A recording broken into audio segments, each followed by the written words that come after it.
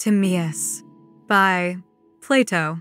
Persons of the dialogue: Socrates, Critias, Timaeus, Hermocrates. Socrates says, 1, 2, 3. But where, my dear Timaeus, is the fourth of those who were yesterday my guests and are to be my entertainers today? Timaeus says, he has been taken ill, Socrates, for he would not willingly have been absent from this gathering. Socrates says, then, if he is not coming, you and the 2 others must supply his place. Timaeus says, certainly, and we will do all that we can. Having been handsomely entertained by you yesterday, those of us who remain should be only too glad to return your hospitality. Socrates says, do you remember what were the points of which I required you to speak? Timaeus says, we remember some of them, and you will be here to remind us of anything which we have forgotten, or rather, if we are not troubling you, will you briefly recapitulate the whole? And then the particulars will be more firmly fixed in our memories? Socrates says, to be sure I will. The chief theme of my yesterday's discourse was the state, how constituted and of what citizens composed it would seem likely to be most perfect. Timaeus says, yes, Socrates, and what you said of it was very much to our mind. Socrates says, did we not begin by separating the husbandmen and the artisans from the class of defenders of the state? Timaeus says, yes. Socrates says, and when we had given to each one that single employment and particular art which was suited to his nature, we spoke of those who were intended to be our warriors, and said that they were to be guardians of the city against attacks from within as well as from without, and to have no other employment. They were to be merciful in judging their subjects, of whom they were by nature friends, but fierce to their enemies, when they came across them in battle. Timaeus says, exactly. Socrates says, we said, if I am not mistaken, that the guardians should be gifted with a temperament in a high degree both passionate and philosophical, and that then they would be as they ought to be, gentle to their friends and fierce with their enemies. Timaeus says, certainly. Socrates says, and what did we say of their education? Were they not to be trained in gymnastic and music and all other sorts of knowledge which were proper for them? Timaeus says, very true. Socrates says, and being thus trained, they were not to consider gold or silver or anything else to be their own private property. They were to be like hired troops, receiving pay for keeping guard from those who were protected by them. The pay was to be no more than would suffice for men of simple life, and they were to spend in common and to live together in the continual practice of virtue, which was to be their sole pursuit. Timaeus says, that was also said. Socrates says, neither did we forget the women, of whom we declared that their natures should be assimilated and brought into harmony with those of the men, and that common pursuits should be assigned to them both in time of war and in their ordinary life. Timaeus says, that, again, was as you say. Socrates says, and what about the procreation of children? Or rather, was not the proposal too singular to be forgotten? For all wives and children were to be in common, to the intent that no one should ever know his own child, but they were to imagine that they were all one family. Those who were within a suitable limit of age were to be brothers and sisters. Those who were of an elder generation parents and grandparents, and those of a younger, children and grandchildren. Timaeus says, yes, and the proposal is easy to remember, as you say. Socrates says, and do you also remember how, with a view of securing as far as we could the best breed, we said that the chief magistrates, male and female, should contrive secretly, by the use of certain lots, so to arrange the nuptial meeting, that the bad of either sex and the good of either sex might pair with their like, and there was to be no quarreling on this account, for they would imagine that the union was a mere accident and was to be attributed to the lot? Timaeus says, I remember. Socrates says, and you remember how we said that the children of the good parents were to be educated, and the children of the bad secretly dispersed among the inferior citizens, and while they were all growing up, the rulers were to be on the lookout, and to bring up from below in their turn those who were worthy, and those among themselves who were unworthy were to take the places of those who came up? Timaeus says, true. Socrates says, then have I now given you all the heads of our yesterday's discussion? Or is there anything more, my dear Timaeus, which has been omitted? Timaeus says, nothing, Socrates. It was just as you have said. Socrates says, I should like, before proceeding further, to tell you how I feel about the state which we have described. I might compare myself to a person who, on beholding beautiful animals either created by the painter's art, or, better still, alive but at rest, is seized with a desire of seeing them in motion or engaged in some struggle or conflict to which their forms appear suited. This is my feeling about the state which we have been describing. There are conflicts which all cities undergo, and I should like to hear someone tell of our own city carrying on a struggle against her neighbors, and how she went out to war in a becoming manner. And when at war showed by the greatness of her actions and the magnanimity of her words in dealing with other cities a result worthy of her training and education. Now I, Critias and Hermocrates, am conscious that I myself should never be able to celebrate the city and her citizens in a befitting manner, and I am not surprised at my own incapacity. To me the wonder is rather that the poets present as well as past are no better, not that I mean to depreciate them, but everyone can see that they are a tribe of imitators, and will imitate best and most easily the life in which they have been brought up, while that which is beyond the range of a man's education he finds hard to carry out in action, and still harder adequately to represent in language. I am aware that the sophists have plenty of brave words and fair conceits, but I am afraid that being only wanderers from one city to another, and having never had habitations of their own, they may fail in their conception of philosophers and statesmen, and may not know what they do and say in time of war, when they are fighting or holding parley with their enemies. And thus people of your class are the only ones remaining who are fitted by nature and education to take part at once both in politics and philosophy. Here is Timaeus of Locris in Italy, a city which has admirable laws, and who is himself in wealth and rank the equal of any of his fellow citizens. He has held the most important and honorable offices in his own state, and, as I believe, has scaled the heights of all philosophy. And here is Critias, whom every Athenian knows to be no novice in the matters of which we are speaking, and as to Hermocrates, I am assured by many witnesses that his genius and education qualify him to take part in any speculation of the kind. And therefore yesterday, when I saw that you wanted me to describe the formation of the state, I readily assented, being very well aware that, if you only would, none were better qualified to carry the discussion further. And that when you had engaged our city in a suitable war, you of all men living could best exhibit her playing a fitting part. When I had completed my task, I in return imposed this other task upon you. You conferred together and agreed to entertain me today, as I had entertained you, with a feast of discourse. Here am I in festive array, and no man can be more ready for the promised banquet. Hermocrates says, and we too, Socrates, as Timaeus says, will not be wanting in enthusiasm, and there is no excuse for not complying with your request.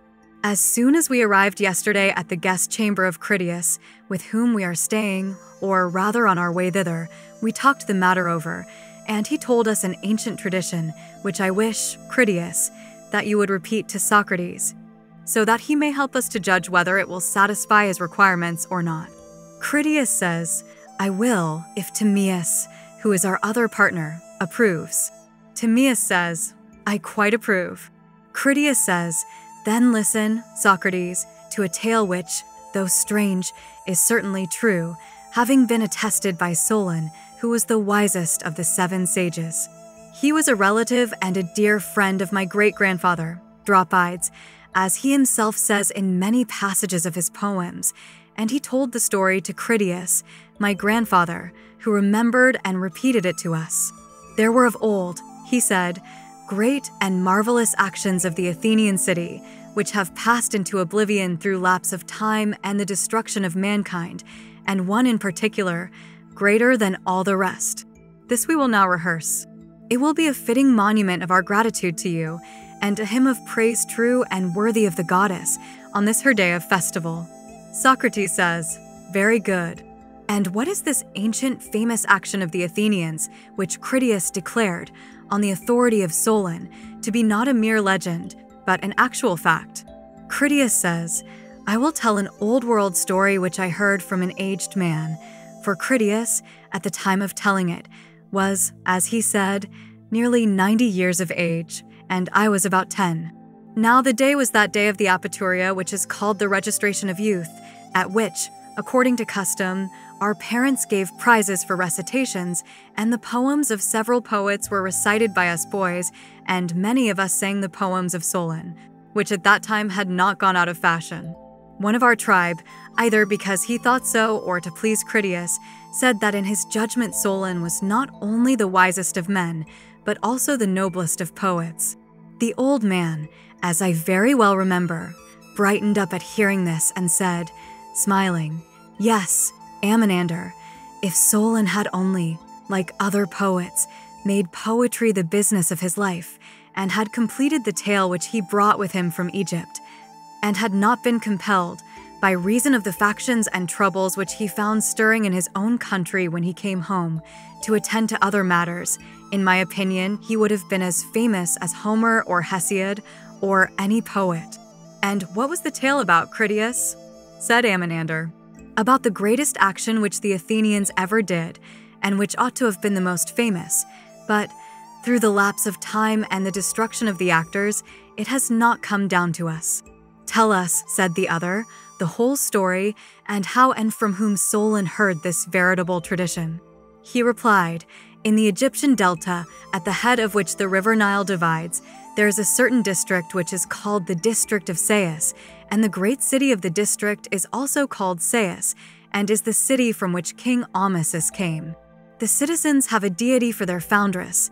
She is called in the Egyptian tongue Neith, and is asserted by them to be the same whom the Hellenes call Athene. They are great lovers of the Athenians, and say that they are in some way related to them. To this city came Solon, and was received there with great honor.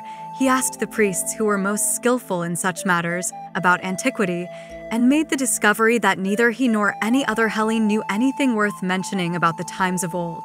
On one occasion, wishing to draw them on to speak of antiquity, he began to tell about the most ancient things in our part of the world, about Pharonius, who is called the first man, and about Niobe, and after the deluge, of the survival of Deucalion and Pyrrha, and he traced the genealogy of their descendants, and reckoning up the dates, tried to compute how many years ago the events of which he was speaking happened. Thereupon one of the priests, who was of a very great age, said, "O Solon, Solon, you Hellenes are never anything but children, and there is not an old man among you." Solon in return asked him what he meant. "I mean to say," he replied, "that in mind you are all young. There is no old opinion handed down among you by ancient tradition, nor any science which is hoary with age. And I will tell you why. There have been, and will be again, many destructions of mankind arising out of many causes. The greatest have been brought about by the agencies of fire and water, and other lesser ones by innumerable other causes. There is a story, which even you have preserved, that once upon a time Paethon, the son of Helios, having yoked the steeds in his father's chariot, because he was not able to drive them in the path of his father, burnt up all that was upon the earth, and was himself destroyed by a thunderbolt. Now this has the form of a myth, but really signifies a declination of the bodies moving in the heavens around the earth, and a great conflagration of things upon the earth, which recurs after long intervals. At such times, those who live upon the mountains and in dry and lofty places are more liable to destruction than those who dwell by rivers or on the seashore. And from this calamity the Nile, who is our never-failing Savior, delivers and preserves us. When, on the other hand, the gods purge the earth with a deluge of water, the survivors in your country are herdsmen and shepherds who dwell on the mountains, but those who, like you, live in cities are carried by the rivers into the sea. Whereas in this land, neither then nor at any other time, does the water come down from above on the fields, having always a tendency to come up from below, for which reason the traditions preserved here are the most ancient. The fact is that wherever the extremity of winter frost or of summer sun does not prevent, mankind exist, sometimes in greater, sometimes in lesser numbers. And whatever happened either in your country or in ours, or in any other region of which we are informed, if there were any actions noble or great or in any other way remarkable, they have all been written down by us of old, and are preserved in our temples. Whereas just when you and other nations are beginning to be provided with letters and the other requisites of civilized life, After the usual interval, the stream from heaven, like a pestilence, comes pouring down, and leaves only those of you who are destitute of letters and education, and so you have to begin all over again like children, and know nothing of what happened in ancient times, either among us or among yourselves. As for those genealogies of yours which you just now recounted to us, Solon, they are no better than the tales of children. In the first place you remember a single deluge only, but there were many previous ones. In the next place, you do not know that there formerly dwelt in your land the fairest and noblest race of men which ever lived, and that you and your whole city are descended from a small seed or a remnant of them which survived. And this was unknown to you, because for many generations the survivors of that destruction died, leaving no written word. For there was a time, Solon, before the great deluge of all, when the city which now is Athens was first in war and in every way the best governed of all cities, is said to have performed the noblest deeds and to have had the fairest constitution of any of which tradition tells under the face of heaven. Solon marveled at his words and earnestly requested the priests to inform him exactly and in order about these former citizens. "You are welcome to hear about them, Solon," said the priest, "both for your own sake and for that of your city, and above all, for the sake of the goddess who is the common patron and parent and educator of both our cities. She founded your city 1,000 years before ours. Observe that Plato gives the same date, 9,000 years ago, for the foundation of Athens and for the repulse of the invasion from Atlantis, Crete, receiving from the earth and Hephaestus the seed of your race. And afterwards she founded ours, of which the constitution is recorded in our sacred registers to be 8,000 years old. As touching your citizens of 9,000 years ago, I will briefly inform you of their laws and of their most famous action. The exact particulars of the whole we will hereafter go through at our leisure in the sacred registers themselves. If you compare these very laws with ours, you will find that many of ours are the counterpart of yours as they were in the olden time. In the first place, there is the caste of priests, which is separated from all the others. Next, there are the artificers, who ply their several crafts by themselves and do not intermix, and also there is the class of shepherds and of hunters, as well as that of husbandmen, and you will observe, too, that the warriors in Egypt are distinct from all the other classes and are commanded by the law to devote themselves solely to military pursuits. Moreover, the weapons which they carry are shields and spears, a style of equipment which the goddess taught of Asiatics first to us, as in your part of the world first to you. Then as to wisdom, do you observe how our law from the very first made a study of the whole order of things, extending even to prophecy and medicine which gives health, out of these divine elements deriving what was needful for human life, and adding every sort of knowledge which was akin to them. All this order and arrangement the goddess first imparted to you when establishing your city, and she chose the spot of earth in which you were born, because she saw that the happy temperament of the seasons in that land would produce the wisest of men. Wherefore the goddess, who was a lover both of war and of wisdom, selected and first of all settled that spot which was the most likely to produce men likest herself. And there you dwelt, having such laws as these and still better ones, and excelled all mankind in all virtue, as became the children and disciples of the gods. Many great and wonderful deeds are recorded of your state in our histories, but one of them exceeds all the rest in greatness and valor. For these histories tell of a mighty power which unprovoked made an expedition against the whole of Europe and Asia, and to which your city put an end. This power came forth out of the Atlantic Ocean, for in those days the Atlantic was navigable, and there was an island situated in front of the straits, which are by you called the Pillars of Heracles. The island was larger than Libya and Asia put together, and was the way to other islands, and from these you might pass to the whole of the opposite continent which surrounded the true ocean. For this sea which is within the Straits of Heracles is only a harbor, having a narrow entrance, but that other is a real sea, and the surrounding land may be most truly called a boundless continent. Now in this island of Atlantis there was a great and wonderful empire which had rule over the whole island and several others, and over parts of the continent, and, furthermore, the men of Atlantis had subjected the parts of Libya within the columns of Heracles as far as Egypt, and of Europe as far as Tyrrhenia. This vast power, gathered into one, endeavored to subdue at a blow our country and yours and the whole of the region within the straits. And then, Solon, your country shone forth in the excellence of her virtue and strength among all mankind. She was preeminent in courage and military skill, and was the leader of the Hellenes. And when the rest fell off from her, being compelled to stand alone, after having undergone the very extremity of danger, she defeated and triumphed over the invaders, and preserved from slavery those who were not yet subjugated, and generously liberated all the rest of us who dwell within the pillars. But afterwards there occurred violent earthquakes and floods, and in a single day and night of misfortune all your warlike men in a body sank into the earth, and the island of Atlantis in like manner disappeared in the depths of the sea. For which reason the sea in those parts is impassable and impenetrable, because there is a shoal of mud in the way, and this was caused by the subsidence of the island. I have told you briefly, Socrates, what the aged Critias heard from Solon and related to us. And when you were speaking yesterday about your city and citizens, the tale which I have just been repeating to you came into my mind, and I remarked with astonishment how, by some mysterious coincidence, you agreed in almost every particular with the narrative of Solon, but I did not like to speak at the moment. For a long time had elapsed, and I had forgotten too much. I thought that I must first of all run over the narrative in my own mind, and then I would speak.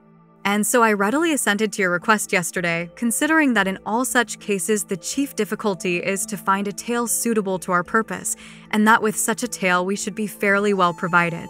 And therefore, as Hermocrates has told you, on my way home yesterday I at once communicated the tale to my companions as I remembered it, and after I left them, during the night by thinking I recovered nearly the whole of it.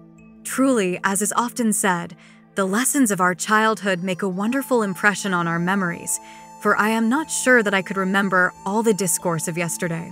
But I should be much surprised if I forgot any of these things which I have heard very long ago. I listened at the time with childlike interest to the old man's narrative. He was very ready to teach me, and I asked him again and again to repeat his words, so that like an indelible picture they were branded into my mind. As soon as the day broke, I rehearsed them as he spoke them to my companions, that they, as well as myself, might have something to say. And now, Socrates, to make an end of my preface, I am ready to tell you the whole tale. I will give you not only the general heads, but the particulars as they were told to me. The city and citizens, which you yesterday described to us in fiction, we will now transfer to the world of reality. It shall be the ancient city of Athens, and we will suppose that the citizens whom you imagined were our veritable ancestors of whom the priests spoke.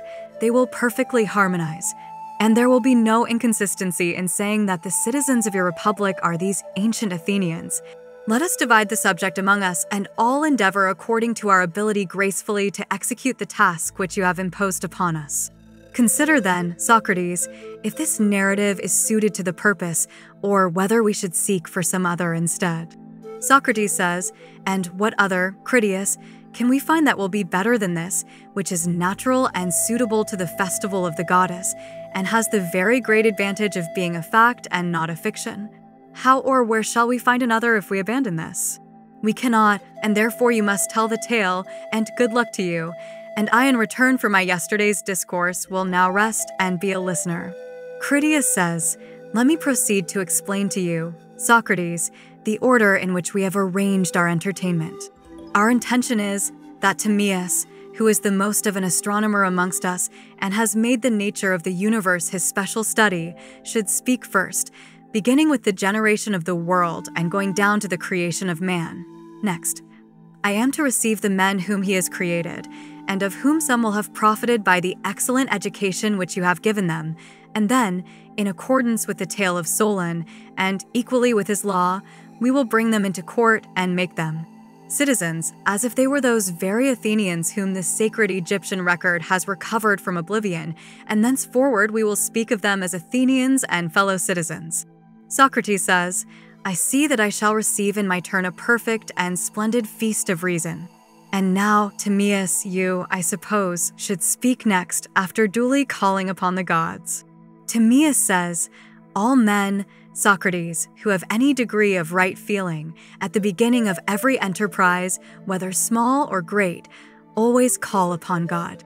And we, too, who are going to discourse of the nature of the universe, how created or how existing without creation, if we be not altogether out of our wits, must invoke the aid of gods and goddesses and pray that our words may be acceptable to them and consistent with themselves.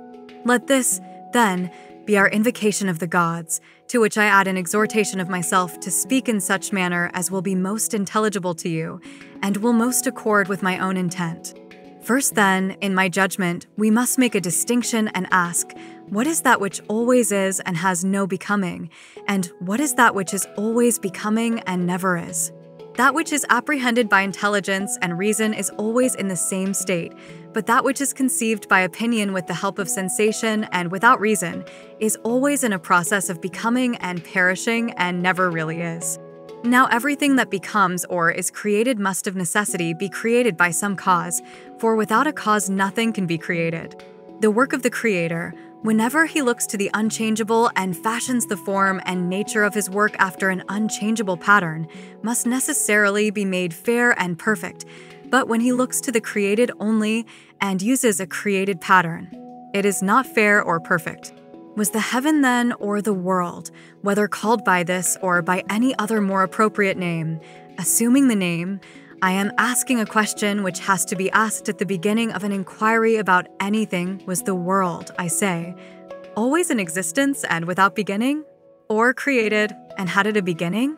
Created, I reply, being visible and tangible and having a body, and therefore sensible, and all sensible things are apprehended by opinion and sense and are in a process of creation and created. Now that which is created must, as we affirm, of necessity be created by a cause. But the Father and Maker of all this universe is past finding out, and even if we found him, to tell of him to all men would be impossible. And there is still a question to be asked about him. Which of the patterns had the artificer in view when he made the world, the pattern of the unchangeable, or of that which is created? If the world be indeed fair and the artificer good, it is manifest that he must have looked to that which is eternal. But if what cannot be said without blasphemy is true, then to the created pattern. Everyone will see that he must have looked to the eternal, for the world is the fairest of creations, and he is the best of causes. And having been created in this way, the world has been framed in the likeness of that which is apprehended by reason and mind and is unchangeable, and must therefore of necessity, if this is admitted, be a copy of something. Now it is all important that the beginning of everything should be according to nature. And in speaking of the copy and the original, we may assume that words are akin to the matter which they describe. When they relate to the lasting and permanent and intelligible, they ought to be lasting and unalterable, and, as far as their nature allows, irrefutable and immovable, nothing less. But when they express only the copy or likeness and not the eternal things themselves, they need only be likely and analogous to the real words. As being is to becoming, so is truth to belief. If then, Socrates, amid the many opinions about the gods and the generation of the universe, we are not able to give notions which are altogether and in every respect exact and consistent with one another, do not be surprised. Enough if we adduce probabilities as likely as any others, for we must remember that I who am the speaker, and you who are the judges, are only mortal men, and we ought to accept the tale which is probable and inquire no further. Socrates says, "Excellent, Timaeus, and we will do precisely as you bid us." The prelude is charming and is already accepted by us. May we beg of you to proceed to the strain? Timaeus says, "Let me tell you then why the Creator made this world of generation. He was good, and the good can never have any jealousy of anything. And being free from jealousy, he desired that all things should be as like himself as they could be.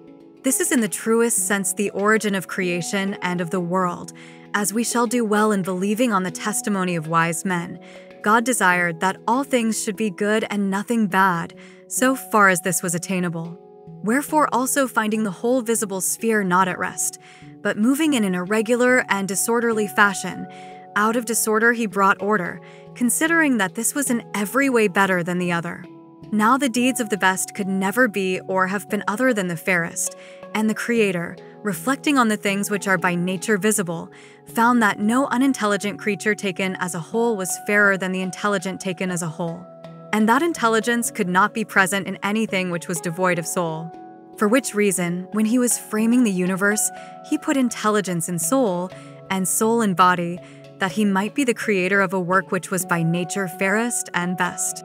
Wherefore, using the language of probability, we may say that the world became a living creature truly endowed with soul and intelligence by the providence of God. This being supposed, let us proceed to the next stage. In the likeness of what animal did the Creator make the world? It would be an unworthy thing to liken it to any nature which exists as a part only, for nothing can be beautiful which is like any imperfect thing. But let us suppose the world to be the very image of that whole of which all other animals, both individually and in their tribes, are portions. For the original of the universe contains in itself all intelligible beings, just as this world comprehends us and all other visible creatures. For the deity, intending to make this world like the fairest and most perfect of intelligible beings, framed one visible animal comprehending within itself all other animals of a kindred nature. Are we right in saying that there is one world, or that they are many and infinite? There must be one only, if the created copy is to accord with the original.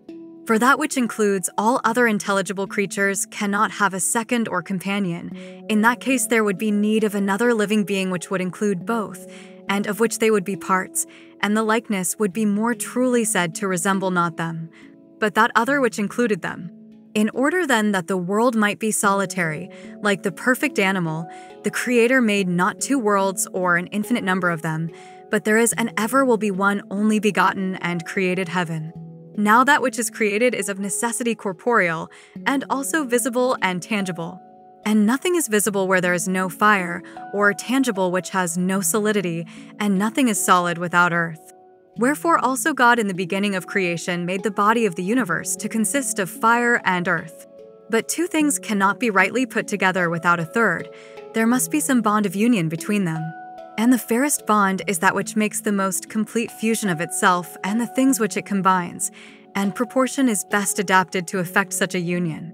For whenever in any three numbers, whether cube or square, there is a mean, which is to the last term what the first term is to it, and again, when the mean is to the first term as the last term is to the mean, then the mean becoming first and last, and the first and last both becoming means, they will all of them of necessity come to be the same, and having become the same with one another will be all one. If the universal frame had been created a surface only and having no depth, a single mean would have sufficed to bind together itself and the other terms. But now, as the world must be solid, and solid bodies are always compacted not by one mean but by two, God placed water and air in the mean between fire and earth, and made them to have the same proportion so far as was possible. As fire is to air, so is air to water. And as air is to water, so is water to earth, and thus he bound and put together a visible and tangible heaven. And for these reasons, and out of such elements which are in number 4, the body of the world was created, and it was harmonized by proportion, and therefore has the spirit of friendship, and having been reconciled to itself, it was indissoluble by the hand of any other than the framer.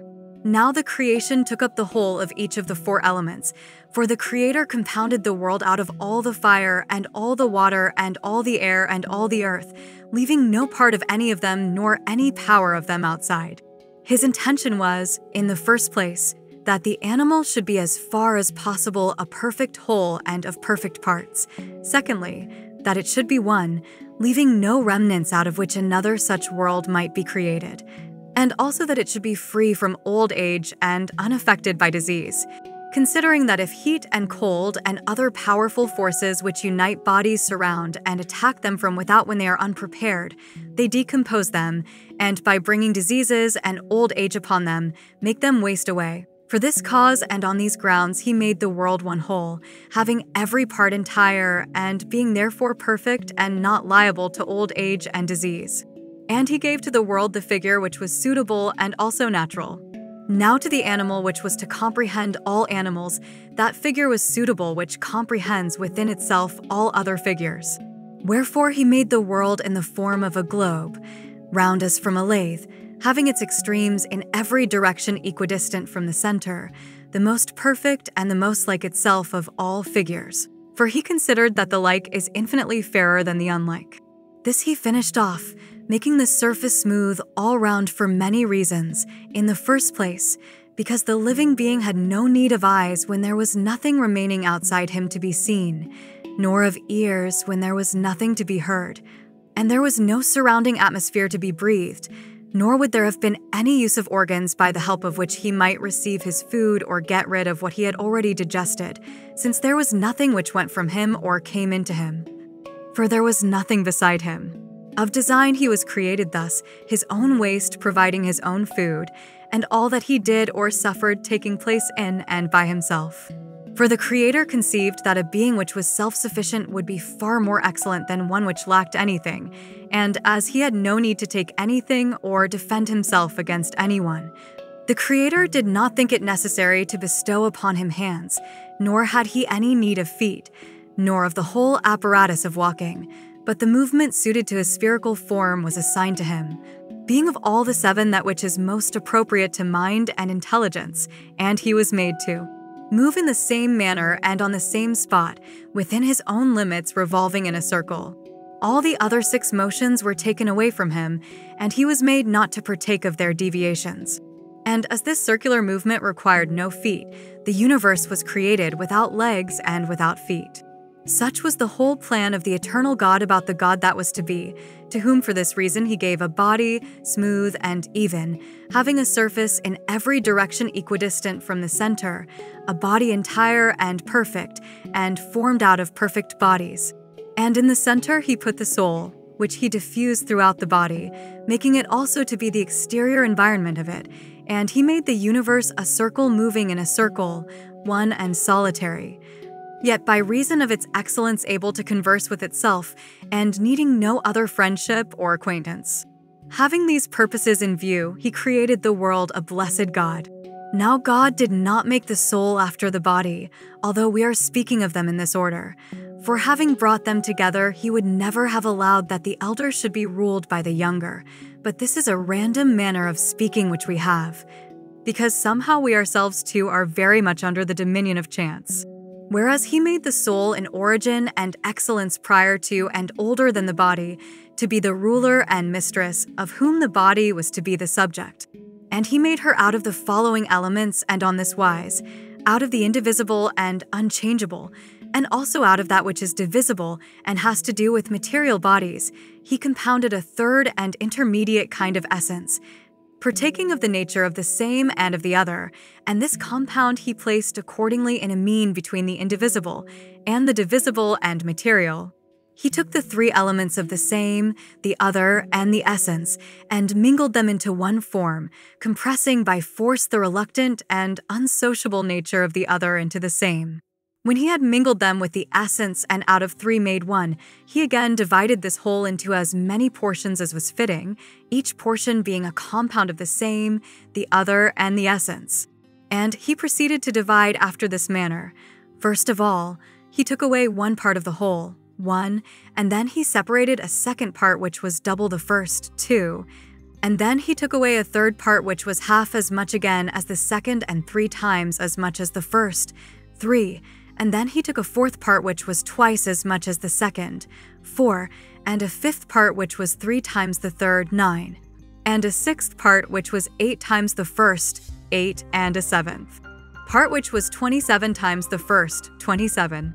After this he filled up the double intervals, i.e. between 1, 2, 4, 8, and the triple, i.e. between 1, 3, 9, 27, cutting off yet other portions from the mixture and placing them in the intervals, so that in each interval there were 2 kinds of means, the one exceeding and exceeded by equal parts of its extremes, as for example 1, 4/3, 2, in which the mean 4/3 is 1/3 of 1 more than 1, and 1/3 of 2 less than 2. The other being that kind of mean which exceeds and is exceeded by an equal number. And thus the whole mixture out of which he cut these portions was all exhausted by him. This entire compound he divided lengthways into 2 parts, which he joined to one another at the center like the letter X, and bent them into a circular form, connecting them with themselves and each other at the point opposite to their original meeting point. and, comprehending them in a uniform revolution upon the same axis, he made the one the outer and the other the inner circle. Now the motion of the outer circle he called the motion of the same, and the motion of the inner circle the motion of the other or diverse. The motion of the same he carried round by the side, i.e. of the rectangular figure supposed to be inscribed in the circle of the same, to the right, and the motion of the diverse diagonally, i.e. across the rectangular figure from corner to corner, to the left. And he gave dominion to the motion of the same and like, for that he left single and undivided, but the inner motion he divided in 6 places and made 7 unequal circles having their intervals in ratios of 2 and 3, 3 of each, and bade the orbits proceed in a direction opposite to one another. And 3, Sun, Mercury, Venus, he made to move with equal swiftness, and the remaining 4, Moon, Saturn, Mars, Jupiter, to move with unequal swiftness to the 3 and to one another, but in due proportion.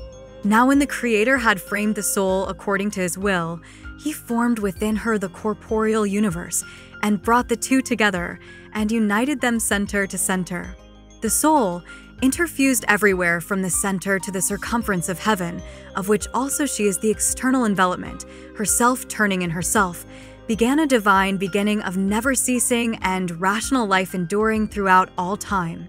The body of heaven is visible, but the soul is invisible and partakes of reason and harmony, and being made by the best of intellectual and everlasting natures, is the best of things created. And because she is composed of the same and of the other and of the essence, these 3, and is divided and united in due proportion, and in her revolutions returns upon herself, the soul, when touching anything which has essence, whether dispersed in parts or undivided, is stirred through all her powers to declare the sameness or difference of that thing and some other, and to what individuals are related, and by what affected, and in what way and how and when, both in the world of generation and in the world of immutable being.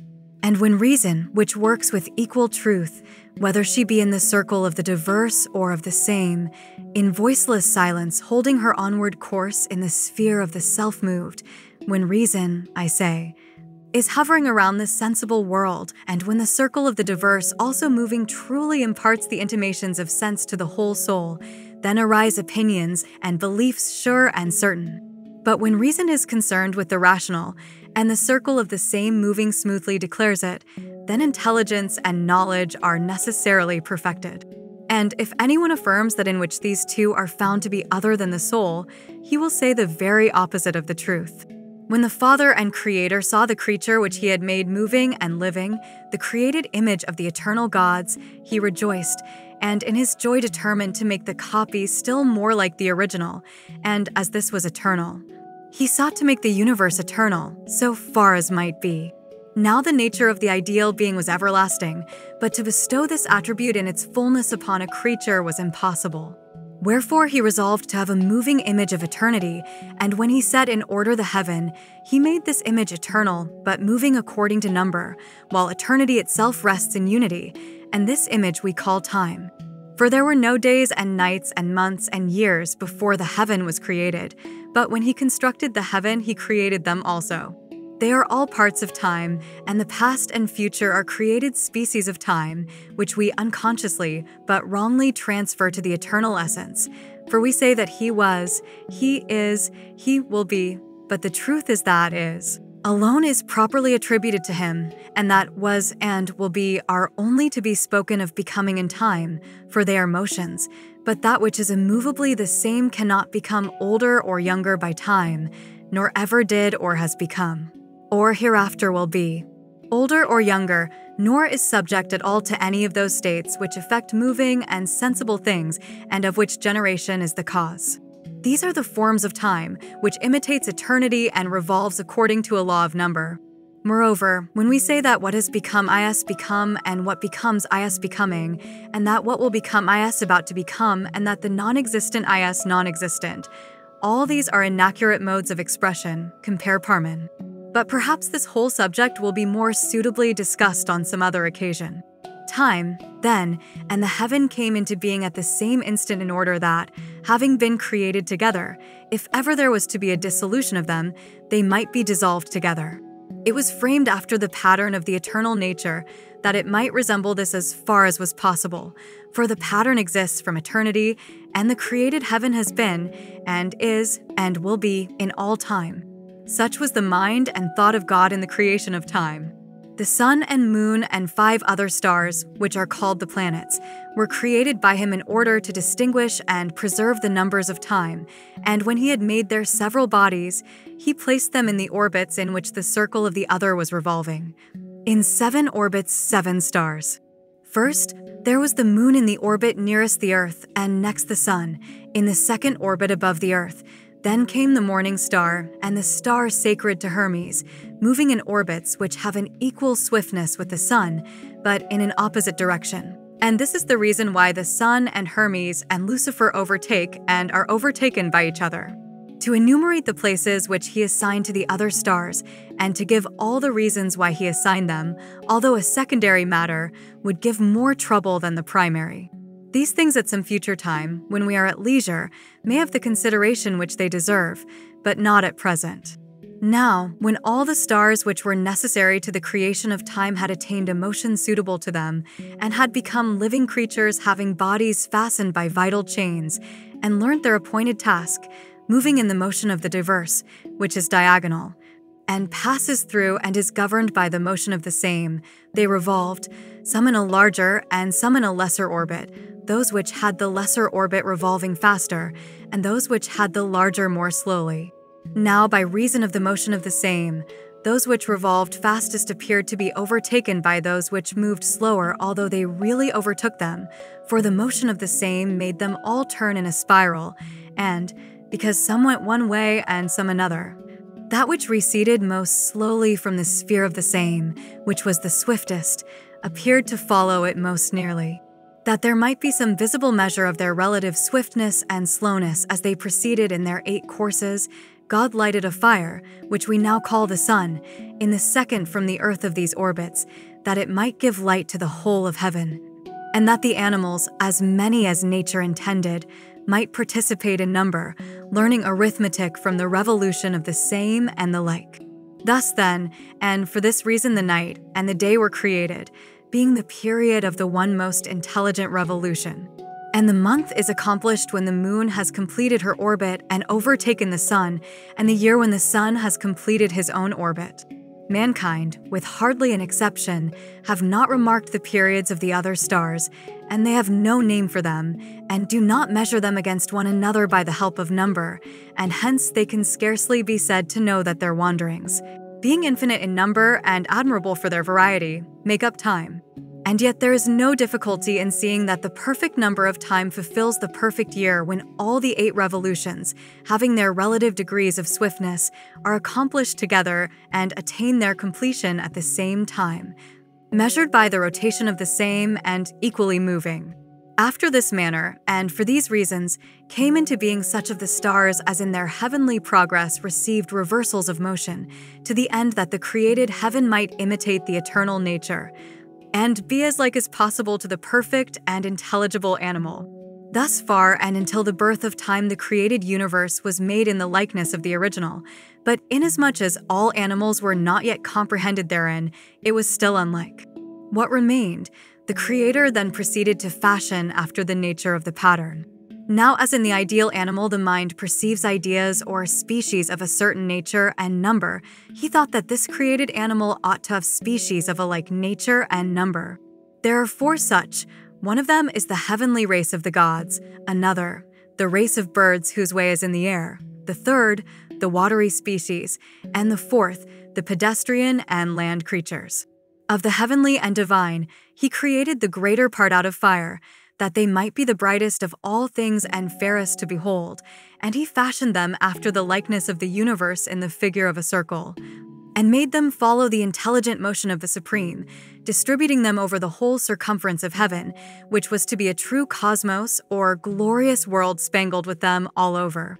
And he gave to each of them 2 movements, The first, a movement on the same spot after the same manner, whereby they ever continue to think consistently the same thoughts about the same things. The second, a forward movement, in which they are controlled by the revolution of the same and the like, but by the other 5 motions they were unaffected, in order that each of them might attain the highest perfection. And for this reason the fixed stars were created, to be divine and eternal animals, ever abiding and revolving after the same manner and on the same spot, and the other stars which reverse their motion and are subject to deviations of this kind, were created in the manner already described. The earth, which is our nurse, clinging or circling around the pole which is extended through the universe, he framed to be the guardian and artificer of night and day, first and eldest of gods that are in the interior of heaven. Vain would be the attempt to tell all the figures of them circling as in dance, and their juxtapositions, and the return of them in their revolutions upon themselves, and their approximations, and to say which of these deities in their conjunctions meet, and which of them are in opposition, and in what order they get behind and before one another, and when they are severally eclipsed to our sight and again reappear, sending terrors and intimations of the future to those who cannot calculate. Their movements, to attempt to tell of all this without a visible representation of the heavenly system, would be labor in vain. Enough on this head, and now let what we have said about the nature of the created and visible gods have an end. To know or tell the origin of the other divinities is beyond us, and we must accept the traditions of the men of old time who affirm themselves to be the offspring of the gods. That is what they say, and they must surely have known their own ancestors. How can we doubt the word of the children of the gods? Although they give no probable or certain proofs, still, as they declare that they are speaking of what took place in their own family, we must conform to custom and believe them. In this manner, then, according to them, the genealogy of these gods is to be received and set forth. Oceanus and Tethys were the children of earth and heaven, and from these sprang Phorcys and Kronos and Rhea, and all that generation, and from Kronos and Rhea sprang Zeus and Here, and all those who are said to be their brethren, and others who were the children of these. Now, when all of them, both those who visibly appear in their revolutions as well as those other gods who are of a more retiring nature, had come into being, the Creator of the universe addressed them in these words: Gods, children of gods, who are my works, and of whom I am the artificer and father, my creations are indissoluble, if so I will. All that is bound may be undone, but only an evil being would wish to undo that which is harmonious and happy. Wherefore, since ye are but creatures, ye are not altogether immortal and indissoluble, but ye shall certainly not be dissolved, nor be liable to the fate of death, having in my will a greater and mightier bond than those with which ye were bound at the time of your birth. And now listen to my instructions. 3 tribes of mortal beings remain to be created. Without them the universe will be incomplete, for it will not contain every kind of animal which it ought to contain, if it is to be perfect. On the other hand, if they were created by me and received life at my hands, they would be on an equality with the gods. In order then that they may be mortal, and that this universe may be truly universal, do ye, according to your natures, betake yourselves to the formation of animals, imitating the power which was shown by me in creating you. The part of them worthy of the name immortal, which is called divine and is the guiding principle of those who are willing to follow justice, and you, of that divine part one will myself sow the seed, and having made a beginning, I will hand the work over to you. And do you then interweave the mortal with the immortal, and make and beget living creatures, and give them food, and make them to grow, and receive them again in death. Thus he spake, and once more into the cup in which he had previously mingled the soul of the universe, he poured the remains of the elements, and mingled them in much the same manner. They were not, however, pure as before, but diluted to the 2nd and 3rd degree. And having made it, he divided the whole mixture into souls equal in number to the stars, and assigned each soul to a star, and having there placed them as in a chariot, he showed them the nature of the universe, and declared to them the laws of destiny, according to which their first birth would be one and the same for all. No one should suffer a disadvantage at his hands. They were to be sown in the instruments of time severally adapted to them, and to come forth the most religious of animals. And as human nature was of two kinds, the superior race would hereafter be called man.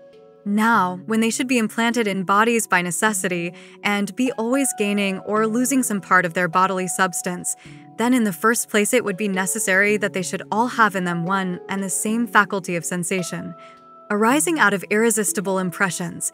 In the second place, they must have love, in which pleasure and pain mingle, also fear and anger, and the feelings which are akin or opposite to them. If they conquered these, they would live righteously, and if they were conquered by them unrighteously. He who lived well during his appointed time was to return and dwell in his native star, and there he would have a blessed and congenial existence. But if he failed in attaining this, at the second birth he would pass into a woman, and if, when in that state of being, he did not desist from evil, he would continually be changed into some brute who resembled him in the evil nature which he had acquired, and would not cease from his toils and transformations until he followed the revolution of the same and the like within him, and overcame by the help of reason the turbulent and irrational mob of later accretions, made up of fire and air and water and earth, and returned to the form of his first and better state.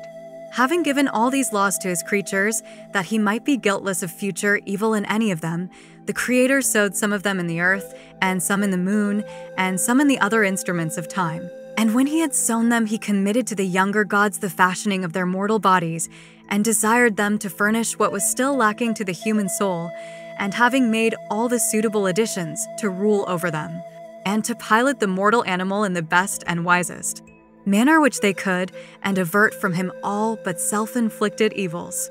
When the Creator had made all these ordinances, he remained in his own accustomed nature, and his children heard and were obedient to their Father's word, and receiving from him the immortal principle of a mortal creature.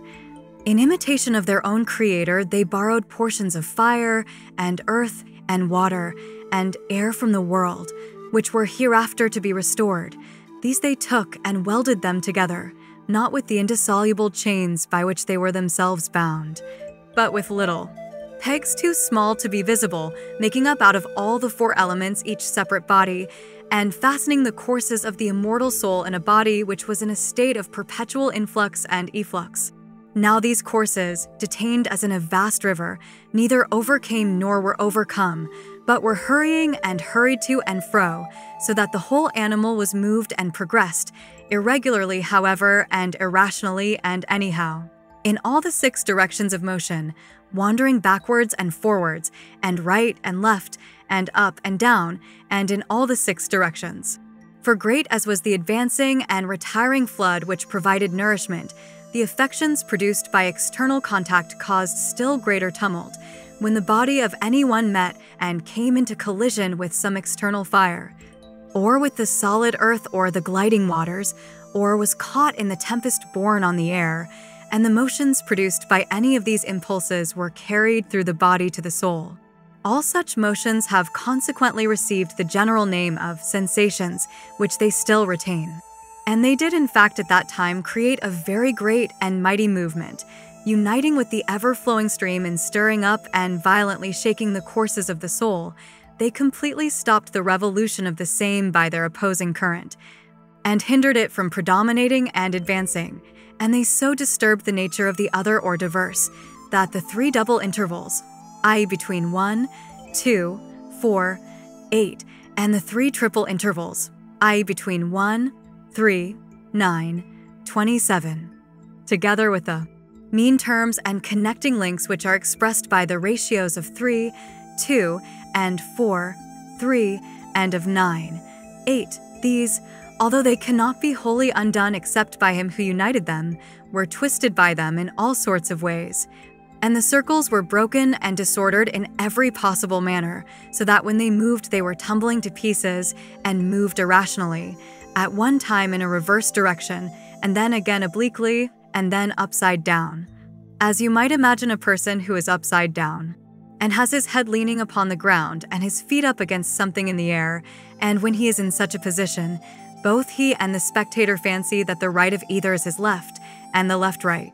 If, when powerfully experiencing these and similar effects, the revolutions of the soul come in contact with some external thing, either of the class of the same or of the other, they speak of the same or of the other in a manner the very opposite of the truth. And they become false and foolish, and there is no course or revolution in them which has a guiding or directing power.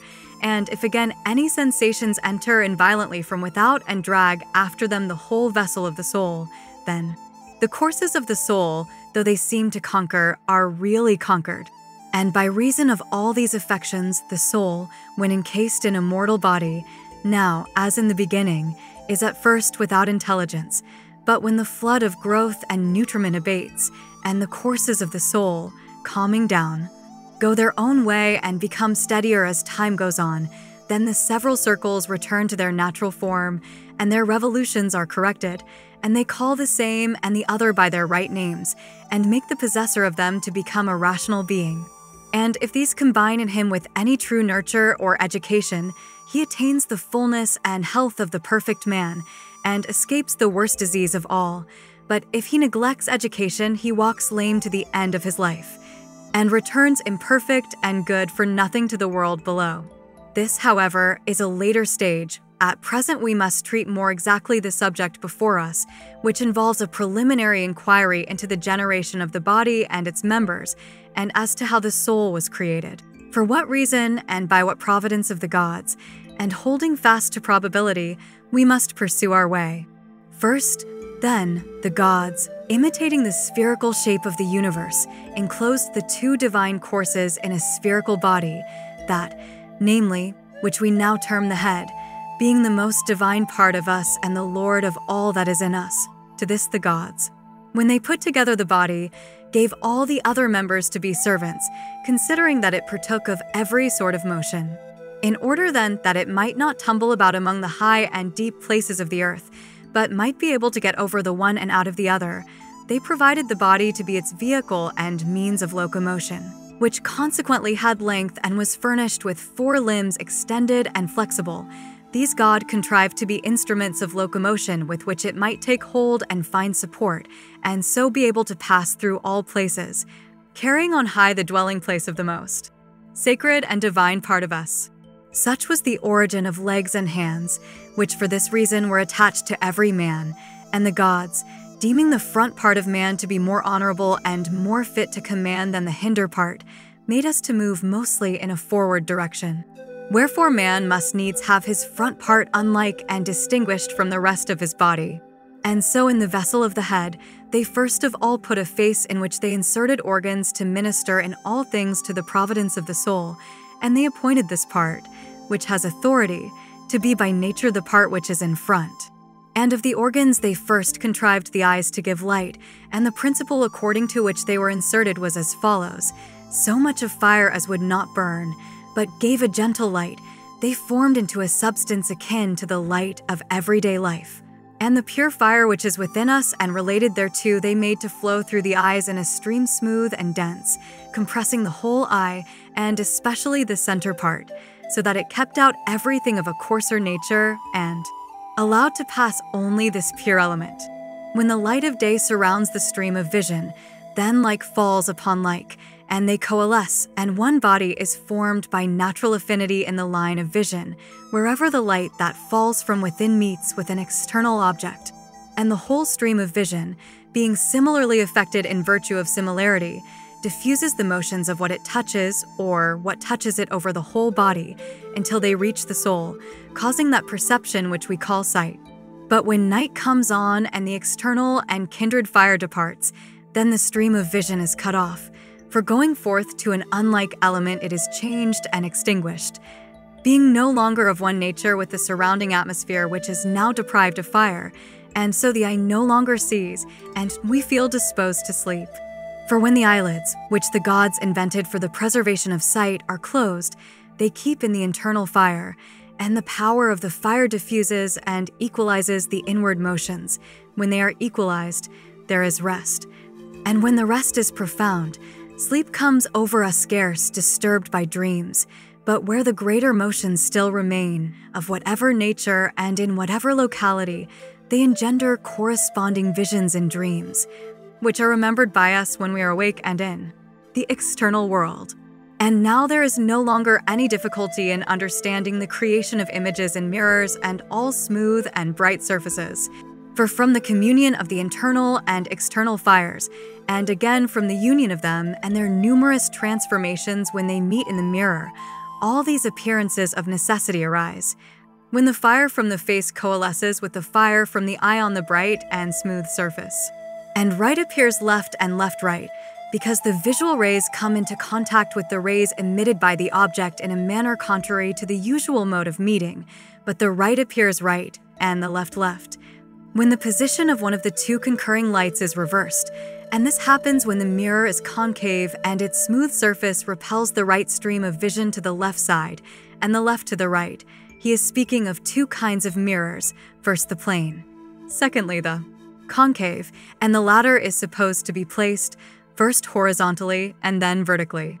Or if the mirror be turned vertically, then the concavity makes the countenance appear to be all upside down, and the lower rays are driven upwards and the upper downwards. All these are to be reckoned among the second and cooperative causes which God, carrying into execution the idea of the best as far as possible, uses as his ministers. They are thought by most men not to be the second, but the prime causes of all things, because they freeze and heat and contract and dilate and the like. But they are not so, for they are incapable of reason or intellect. The only being which can properly have mind is the invisible soul, whereas fire and water and earth and air are all of them visible bodies. The lover of intellect and knowledge ought to explore causes of intelligent nature first of all, and, secondly, of those things which, being moved by others, are compelled to move others. And this is what we too must do. Both kinds of causes should be acknowledged by us, but a distinction should be made between those which are endowed with mind and are the workers of things fair and good, and those which are deprived of intelligence and always produce chance effects without order or design. Of the second or cooperative causes of sight, which help to give to the eyes the power which they now possess, enough has been said. I will therefore now proceed to speak of the higher use and purpose for which God has given them to us. The sight, in my opinion, is the source of the greatest benefit to us, for had we never seen the stars, and the sun, and the heaven, none of the words which we have spoken about the universe would ever have been uttered.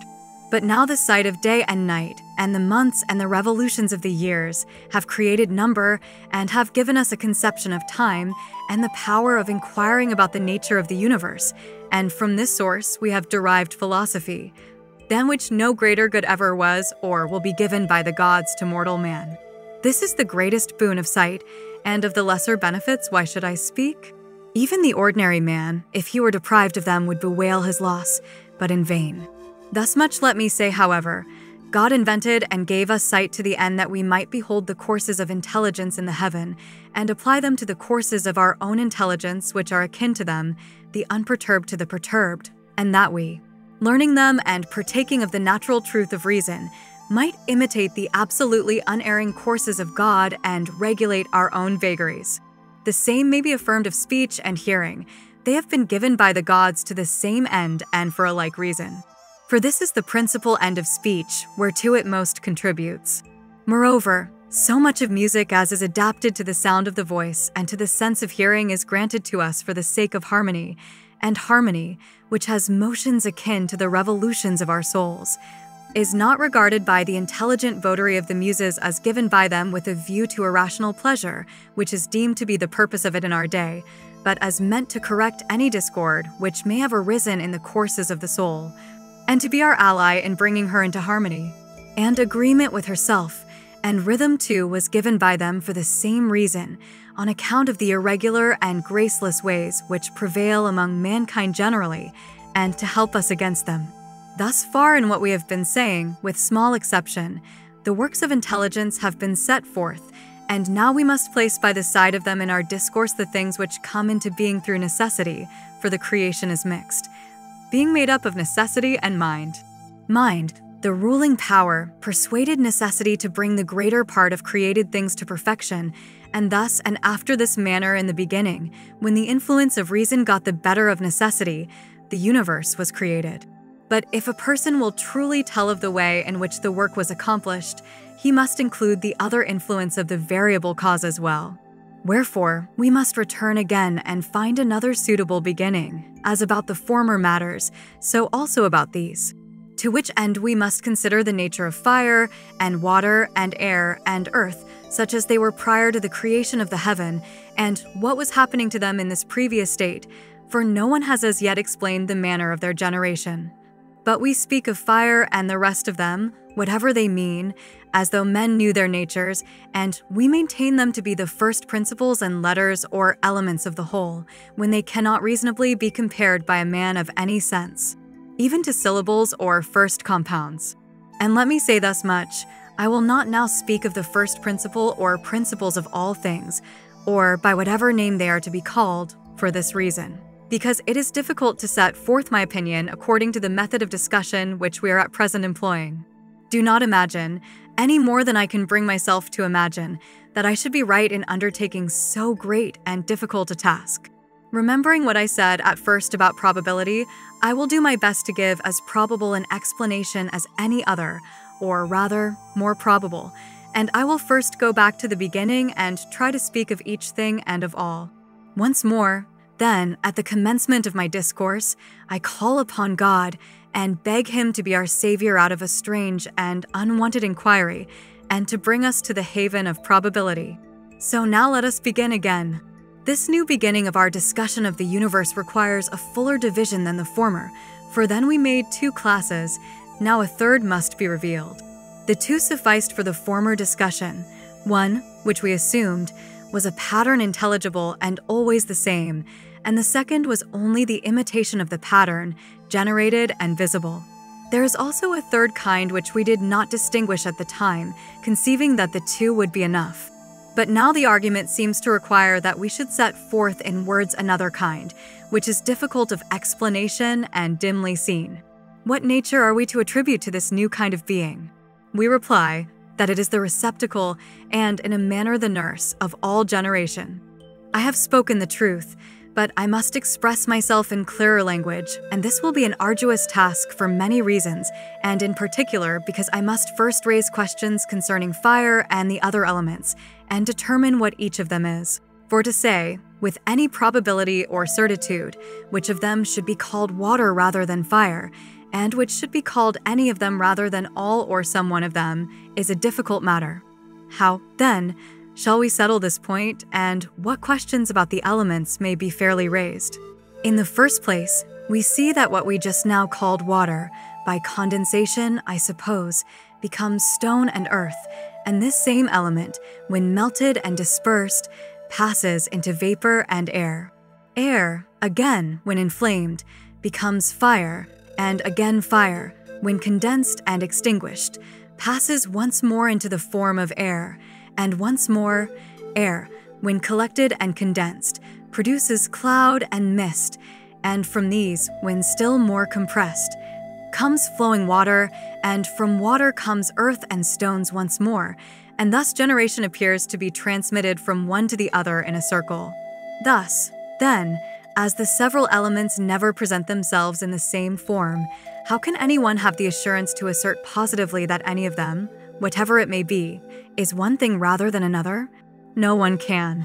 But much the safest plan is to speak of them as follows. Anything which we see to be continually changing, as, for example, fire, we must not call this or that, but rather say that it is of such a nature. Nor let us speak of water as this, but always as such, nor must we imply that there is any stability in any of those things which we indicate by the use of the words this and that, supposing ourselves to signify something thereby, for they are too volatile to be detained in any such expressions as this or that or relative to this or any other mode of speaking which represents them as permanent. We ought not to apply this to any of them, but rather the word such, which expresses the similar principle circulating in each and all of them. For example, that should be called fire, which is of such a nature always. And so of everything that has generation. That in which the elements severally grow up and appear and decay is alone to be called by the name, this or that, but that which is of a certain nature, hot or white, or anything which admits of opposite qualities, and all things that are compounded of them, ought not to be so denominated. Let me make another attempt to explain my meaning more clearly. Suppose a person to make all kinds of figures of gold and to be always transmuting one form into all the rest. Somebody points to one of them and asks what it is. By far the safest and truest answer is, that is gold, and not to call the triangle or any other figures which are formed in the gold these, as though they had existence, since they are in process of change while he is making the assertion. But if the questioner be willing to take the safe and indefinite expression, such, we should be satisfied. And the same argument applies to the universal nature which receives all bodies that must be always called the same. For, while receiving all things, she never departs at all from her own nature, and never in any way or at any time assumes a form like that of any of the things which enter into her. She is the natural recipient of all impressions, and is stirred and informed by them, and appears different from time to time by reason of them. But the forms which enter into and go out of her are the likenesses of real existences modeled after their patterns in a wonderful and inexplicable manner, which we will hereafter investigate. For the present, we have only to conceive of three natures. First, that which is in process of generation. Secondly, that in which the generation takes place. And thirdly, that of which the thing generated is a resemblance. And we may liken the receiving principle to a mother, and the source or spring to a father, and the intermediate nature to a child, and may remark further that if the model is to take every variety of form, then the matter in which the model is fashioned will not be duly prepared, unless it is formless and free from the impress of any of those shapes which it is hereafter to receive from without. For if the matter were like any of the supervening forms, then whenever any opposite or entirely different nature was stamped upon its surface, it would take the impression badly, because it would intrude its own shape. Wherefore, that which is to receive all forms should have no form, as in making perfumes they first contrive that the liquid substance which is to receive the scent shall be as inodorous as possible. Or as those who wish to impress figures on soft substances do not allow any previous impression to remain, but begin by making the surface as even and smooth as possible. In the same way, that which is to receive perpetually and through its whole extent the resemblances of all eternal beings ought to be devoid of any particular form. Wherefore, the mother and receptacle of all created and visible and in any way sensible things is not to be termed earth, or air, or fire, or water, or any of their compounds, or any of the elements from which these are derived, but is an invisible and formless being which receives all things and in some mysterious way partakes of the intelligible, and is most incomprehensible. In saying this, we shall not be far wrong.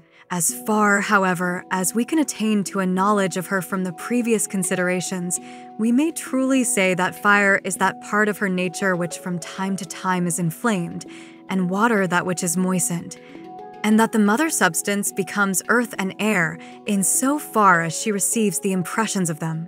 Let us consider this question more precisely. Is there any self-existent fire? And do all those things which we call self-existent exist?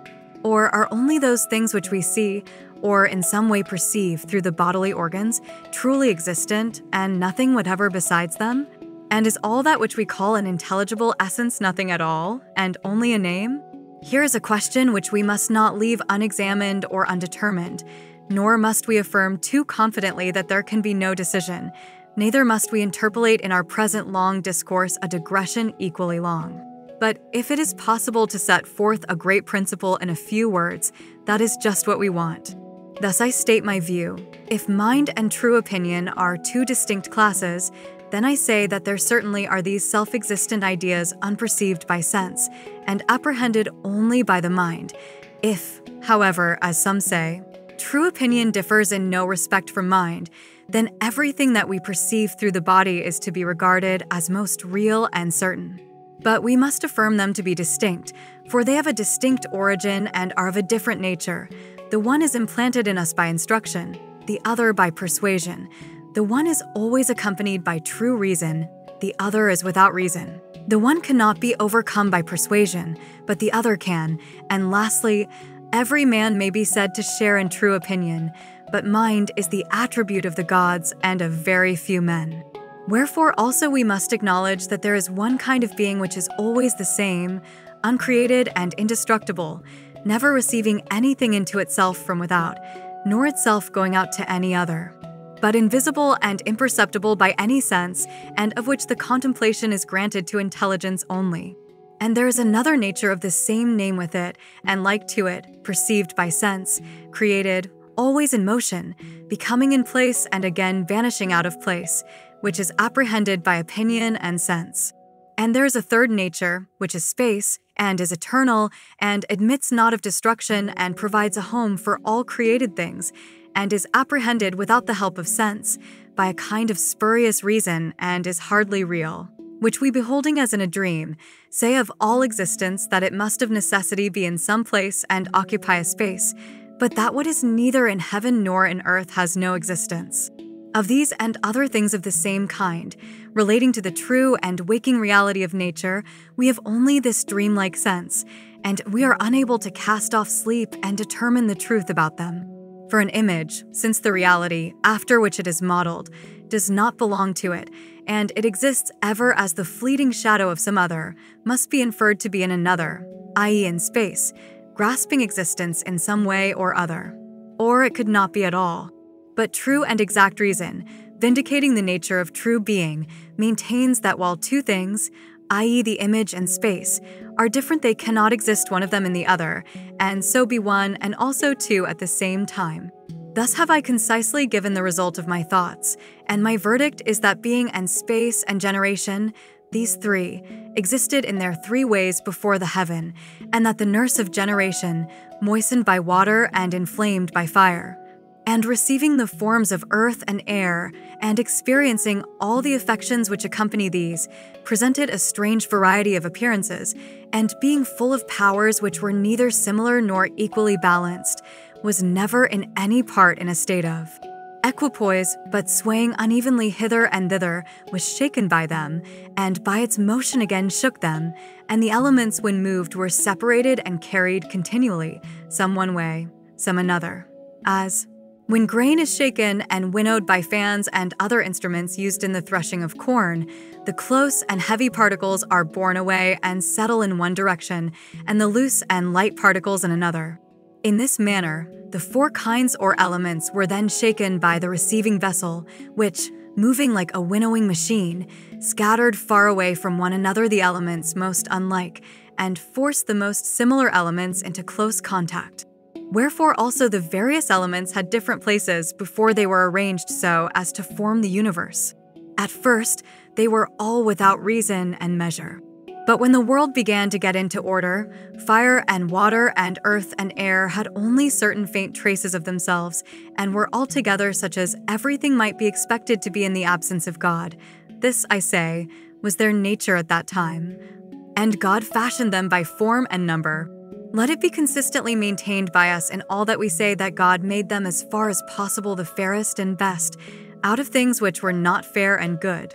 And now I will endeavor to show you the disposition and generation of them by an unaccustomed argument, which I am compelled to use, but I believe that you will be able to follow me, for your education has made you familiar with the methods of science. In the first place, then, as is evident to all, fire and earth and water and air are bodies. And every sort of body possesses solidity, and every solid must necessarily be contained in planes, and every plane rectilinear figure is composed of triangles, and all triangles are originally of two kinds, both of which are made up of one right and two acute angles. One of them has at either end of the base the half of a divided right angle, having equal sides, while in the other the right angle is divided into unequal parts, having unequal sides. These, then, proceeding by a combination of probability with demonstration, we assume to be the original elements of fire and the other bodies, but the principles which are prior to these God only knows, and he of men who is the friend of God. And next we have to determine what are the four most beautiful bodies which are unlike one another, and of which some are capable of resolution into one another. For having discovered thus much, we shall know the true origin of earth and fire and of the proportionate and intermediate elements. And then we shall not be willing to allow that there are any distinct kinds of visible bodies fairer than these. Wherefore we must endeavor to construct the four forms of bodies which excel in beauty, and then we shall be able to say that we have sufficiently apprehended their nature. Now of the two triangles, the isosceles has one form only. The scalene or unequal-sided has an infinite number.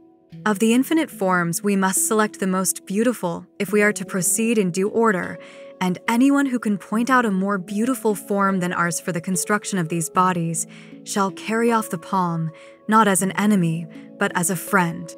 Now, the one which we maintain to be the most beautiful of all the many triangles, and we need not speak of the others, is that of which the double forms a third triangle which is equilateral. The reason of this would be long to tell. He who disproves what we are saying and shows that we are mistaken may claim a friendly victory. Then let us choose two triangles, out of which fire and the other elements have been constructed, one isosceles, the other having the square of the longer side equal to 3 times the square of the lesser side. Now is the time to explain what was before obscurely said. There was an error in imagining that all the 4 elements might be generated by and into one another. This, I say, was an erroneous supposition. For there are generated from the triangles which we have selected 4 kinds, 3 from the one which has the sides unequal. The 4th alone is framed out of the isosceles triangle. Hence they cannot all be resolved into one another, a great number of small bodies being combined into a few large ones, or the converse. But 3 of them can be thus resolved and compounded, for they all spring from one, and when the greater bodies are broken up, many small bodies will spring up out of them and take their own proper figures. Or, again, when many small bodies are dissolved into their triangles, if they become one, they will form one large mass of another kind. So much for their passage into one another. I have now to speak of their several kinds and show out of what combinations of numbers each of them was formed. The first will be the simplest and smallest construction, and its element is that triangle which has its hypotenuse twice the lesser side. When 2 such triangles are joined at the diagonal, and this is repeated 3 times, and the triangles rest their diagonals and shorter sides on the same point as a center, a single equilateral triangle is formed out of 6 triangles. And 4 equilateral triangles, if put together, make out of every 3 plane angles one solid angle, being that which is nearest to the most obtuse of plane angles. And out of the combination of these 4 angles arises the first solid form which distributes into equal and similar parts the whole circle in which it is inscribed. The second species of solid is formed out of the same triangles, which unite as 8 equilateral triangles and form one solid angle out of 4 plane angles, and out of 6 such angles the second body is completed. And the third body is made up of 120 triangular elements, forming 12 solid angles, each of them included in 5 plane equilateral triangles, having altogether 20 bases, each of which is an equilateral triangle. The one element, that is, the triangle which has its hypotenuse twice the lesser side, having generated these figures, generated no more, but the isosceles triangle produced the 4th elementary figure, which is compounded of 4 such triangles, joining their right angles in a center and forming one equilateral quadrangle. 6 of these united form 8 solid angles, each of which is made by the combination of 3 plane right angles. The figure of the body thus composed is a cube, having 6 plane quadrangular equilateral bases. There was yet a 5th combination which God used in the delineation of the universe.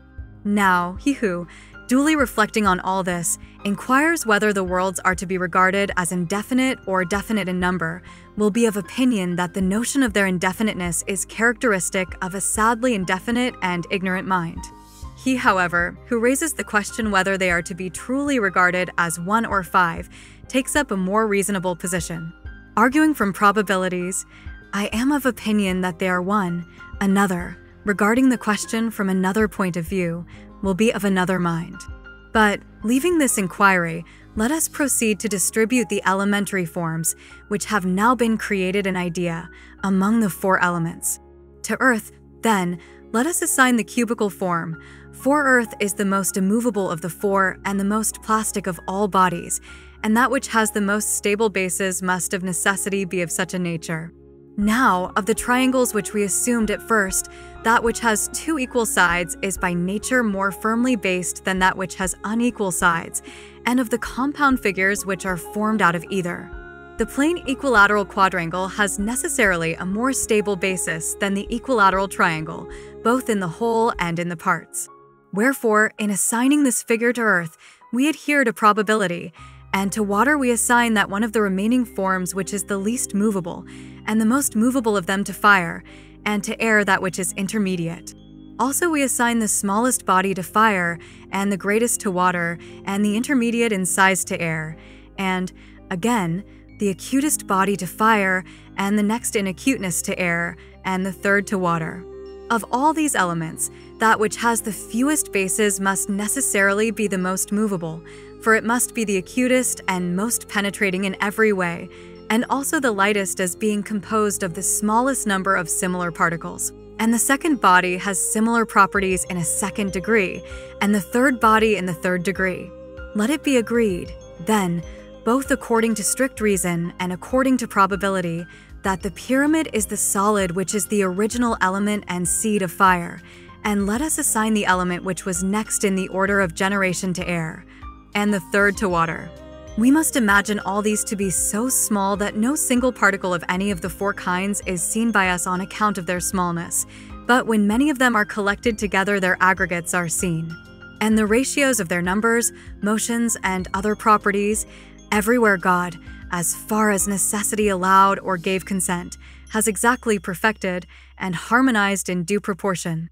From all that we have just been saying about the elements or kinds, the most probable conclusion is as follows.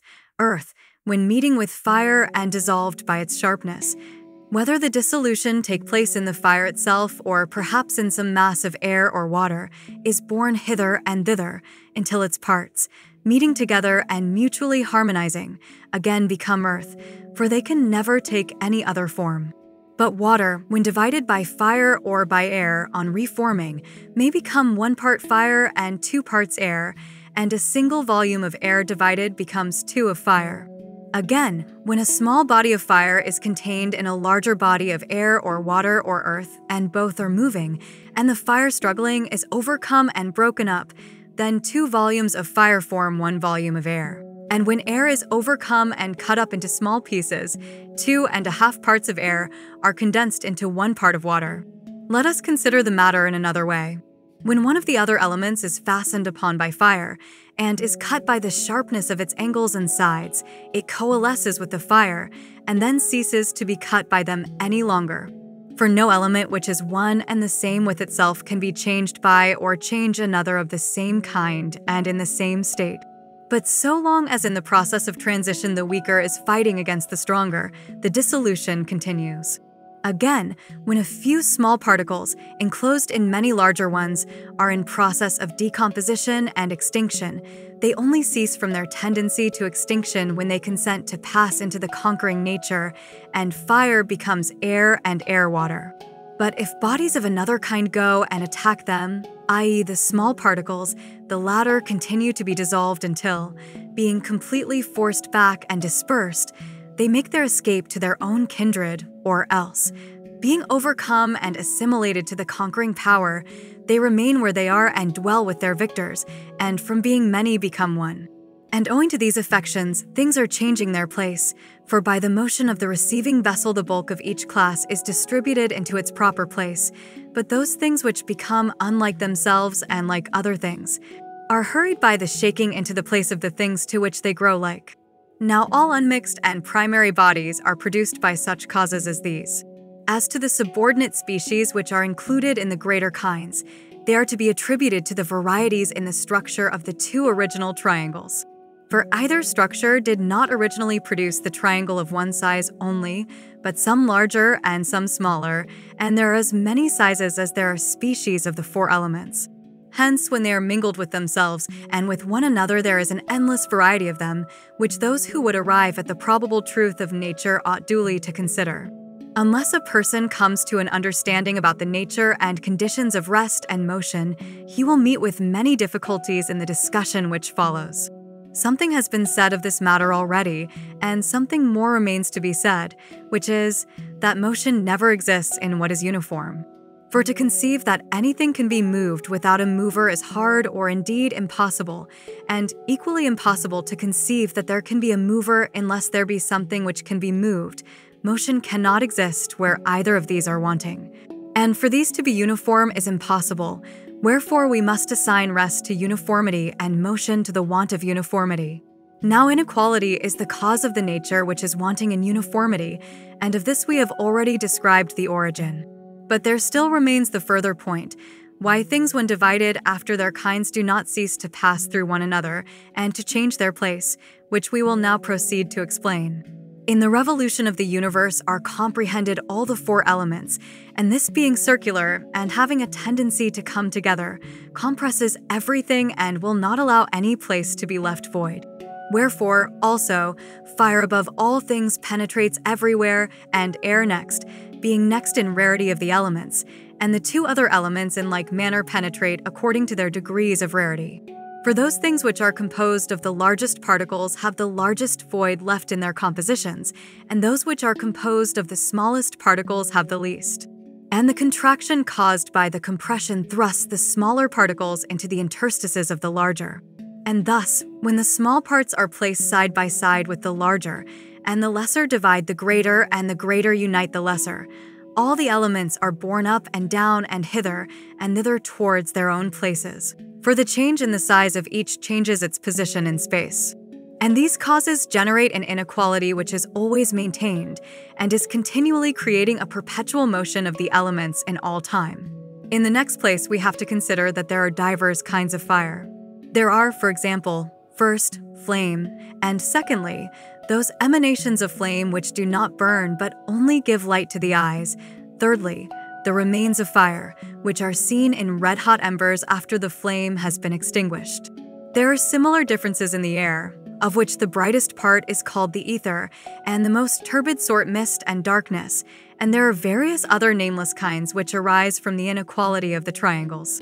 Water, again, admits in the first place of a division into two kinds, the one liquid and the other fusel.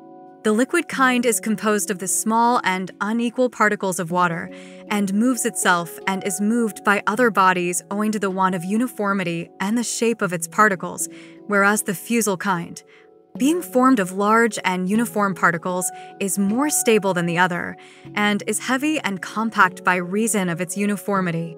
But when fire gets in and dissolves the particles and destroys the uniformity, it has greater mobility, and becoming fluid is thrust forth by the neighboring air and spreads upon the earth, and this dissolution of the solid masses is called melting, and their spreading out upon the earth flowing. Again, when the fire goes out of the fusel substance, it does not pass into a vacuum, but into the neighboring air, and the air which is displaced forces together the liquid and still movable mass into the place which was occupied by the fire, and unites it with itself. Thus compressed, the mass resumes its equability and is again at unity with itself, because the fire which was the author of the inequality has retreated, and this departure of the fire is called cooling. And the coming together which follows upon it is termed congealment. Of all the kinds termed fusel, that which is the densest and is formed out of the finest and most uniform parts is that most precious possession called gold, which is hardened by filtration through rock. This is unique in kind, and has both a glittering and a yellow color. A shoot of gold, which is so dense as to be very hard, and takes a black color, is termed adamant. There is also another kind which has parts nearly like gold, and of which there are several species. It is denser than gold, and it contains a small and fine portion of earth, and is therefore harder, yet also lighter because of the great interstices which it has within itself. And this substance, which is one of the bright and denser kinds of water, when solidified is called copper. There is an alloy of earth mingled with it, which, when the two parts grow old and are disunited, shows itself separately and is called rust.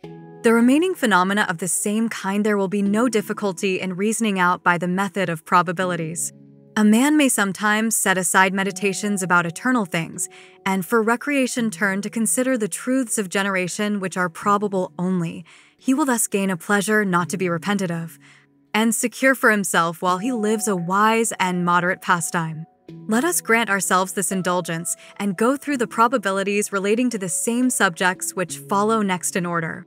water which is mingled with fire, so much as is fine and liquid, being so called by reason of its motion and the way in which it rolls along the ground, and soft, because its bases give way and are less stable than those of earth. When separated from fire and air and isolated, becomes more uniform, and by their retirement is compressed into itself, and if the condensation be very great, the water above the earth becomes hail, but on the earth, ice, and that which is congealed in a less degree and is only half solid, when above the earth is called snow, and when upon the earth and condensed from dew, hoarfrost. Then, again, there are the numerous kinds of water which have been mingled with one another, and are distilled through plants which grow in the earth, and this whole class is called by the name of juices or saps. The unequal admixture of these fluids creates a variety of species. Most of them are nameless, but 4 which are of a fiery nature are clearly distinguished and have names. First, there is wine, which warms the soul as well as the body. Secondly, there is the oily nature, which is smooth and divides the visual ray, and for this reason is bright and shining and of a glistening appearance, including pitch, the juice of the castor berry, oil itself, and other things of a like kind. Thirdly, there is the class of substances which expand the contracted parts of the mouth until they return to their natural state, and by reason of this property create sweetness. These are included under the general name of honey. And lastly, there is a frothy nature, which differs from all juices, having a burning quality which dissolves the flesh. It is called opaz, a vegetable acid. As to the kinds of earth, that which is filtered through water passes into stone in the following manner. The water which mixes with the earth and is broken up in the process changes into air, and taking this form mounts into its own place. But as there is no surrounding vacuum, it thrusts away the neighboring air, and this being rendered heavy, and, when it is displaced, having been poured around the mass of earth, forcibly compresses it and drives it into the vacant space whence the new air had come up. And the earth, when compressed by the air into an indissoluble union with water, becomes rock. The fairer sort is that which is made up of equal and similar parts and is transparent. That which has the opposite qualities is inferior.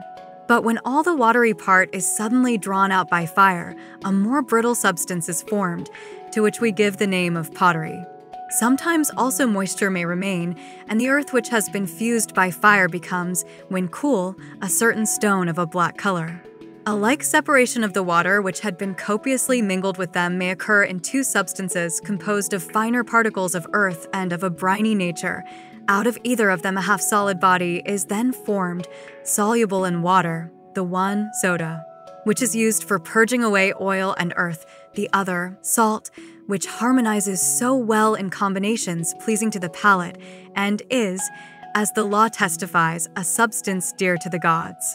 The compounds of earth and water are not soluble by water, but by fire only, and for this reason, neither fire nor air melt masses of earth, for their particles, being smaller than the interstices in its structure, have plenty of room to move without forcing their way, and so they leave the earth unmelted and undissolved. But particles of water, which are larger, force a passage and dissolve and melt the earth. Wherefore earth, when not consolidated by force, is dissolved by water only, when consolidated, by nothing but fire, for this is the only body which can find an entrance. The cohesion of water again, when very strong, is dissolved by fire only, when weaker, then either by air or fire, the former entering the interstices, and the latter penetrating even the triangles. But nothing can dissolve air, when strongly condensed, which does not reach the elements or triangles, or if not strongly condensed, then only fire can dissolve it. As to bodies composed of earth and water, while the water occupies the vacant interstices of the earth in them, which are compressed by force, the particles of water which approach them from without, finding no entrance, flow around the entire mass and leave it undissolved, but the particles of fire, entering into the interstices of the water, do to the water what water does to earth and fire to air, the text seems to be corrupt, and are the sole causes of the compound body of earth and water liquefying and becoming fluid. Now these bodies are of two kinds. Some of them, such as glass and the fusible sort of stones, have less water than they have earth. On the other hand, substances of the nature of wax and incense have more of water entering into their composition. I have thus shown the various classes of bodies as they are diversified by their forms and combinations and changes into one another, and now I must endeavor to set forth their affections and the causes of them. In the first place, the bodies which I have been describing are necessarily objects of sense. But we have not yet considered the origin of flesh, or what belongs to flesh, or of that part of the soul which is mortal. And these things cannot be adequately explained without also explaining the affections which are concerned with sensation, nor the latter without the former, and yet to explain them together is hardly possible. For which reason we must assume first one or the other, and afterwards examine the nature of our hypothesis. In order, then, that the affections may follow regularly after the elements, let us presuppose the existence of body and soul. First, let us inquire what we mean by saying that fire is hot, and about this we may reason from the dividing or cutting power which it exercises on our bodies. We all of us feel that fire is sharp, and we may further consider the fineness of the sides, and the sharpness of the angles, and the smallness of the particles, and the swiftness of the motion. All this makes the action of fire violent and sharp, so that it cuts whatever it meets. And we must not forget that the original figure of fire, i.e. the pyramid, more than any other form, has a dividing power which cuts our bodies into small pieces, kepmatizii, and thus naturally produces that affection which we call heat, and hence the origin of the name, thepmos, kepma. Now, the opposite of this is sufficiently manifest. Nevertheless, we will not fail to describe it.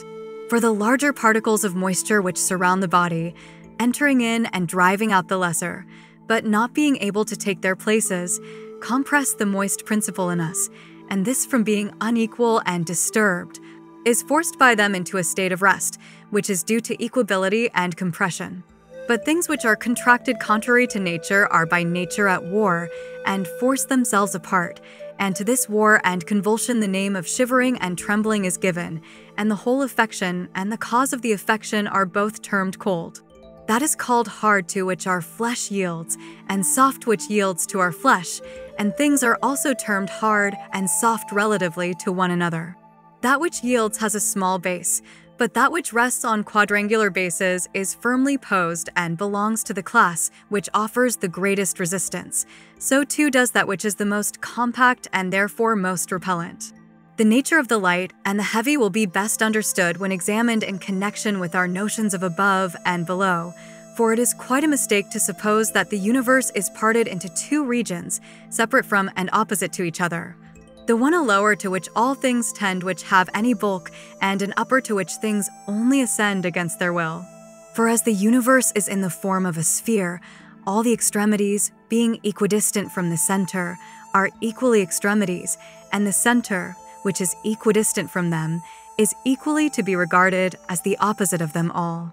Such being the nature of the world, when a person says that any of these points is above or below, may he not be justly charged with using an improper expression? For the center of the world cannot be rightly called either above or below, but is the center and nothing else, and the circumference is not the center, and has in no one part of itself a different relation to the center from what it has in any of the opposite parts. Indeed, when it is in every direction similar, how can one rightly give to it names which imply opposition? For if there were any solid body in equipoise at the center of the universe, there would be nothing to draw it to this extreme rather than to that, for they are all perfectly similar, and if a person were to go round the world in a circle, he would often, when standing at the antipodes of his former position, speak of the same point as above and below, for, as I was saying just now, to speak of the whole which is in the form of a globe as having one part above and another below is not like a sensible man. The reason why these names are used, and the circumstances under which they are ordinarily applied by us to the division of the heavens, may be elucidated by the following supposition. If a person were to stand in that part of the universe which is the appointed place of fire, and where there is the great mass of fire to which fiery bodies gather, if, I say, he were to ascend thither, and, having the power to do this, were to abstract particles of fire and put them in scales and weigh them. And then, raising the balance, were to draw the fire by force towards the uncongenial element of the air, it would be very evident that he could compel the smaller mass more readily than the larger. For when two things are simultaneously raised by one and the same power, the smaller body must necessarily yield to the superior power with less reluctance than the larger, and the larger body is called heavy and said to tend downwards, and the smaller body is called light and said to tend upwards. And we may detect ourselves who are upon the earth doing precisely the same thing. For we often separate earthy natures, and sometimes earth itself, and draw them into the uncongenial element of air by force and contrary to nature, both clinging to their kindred elements.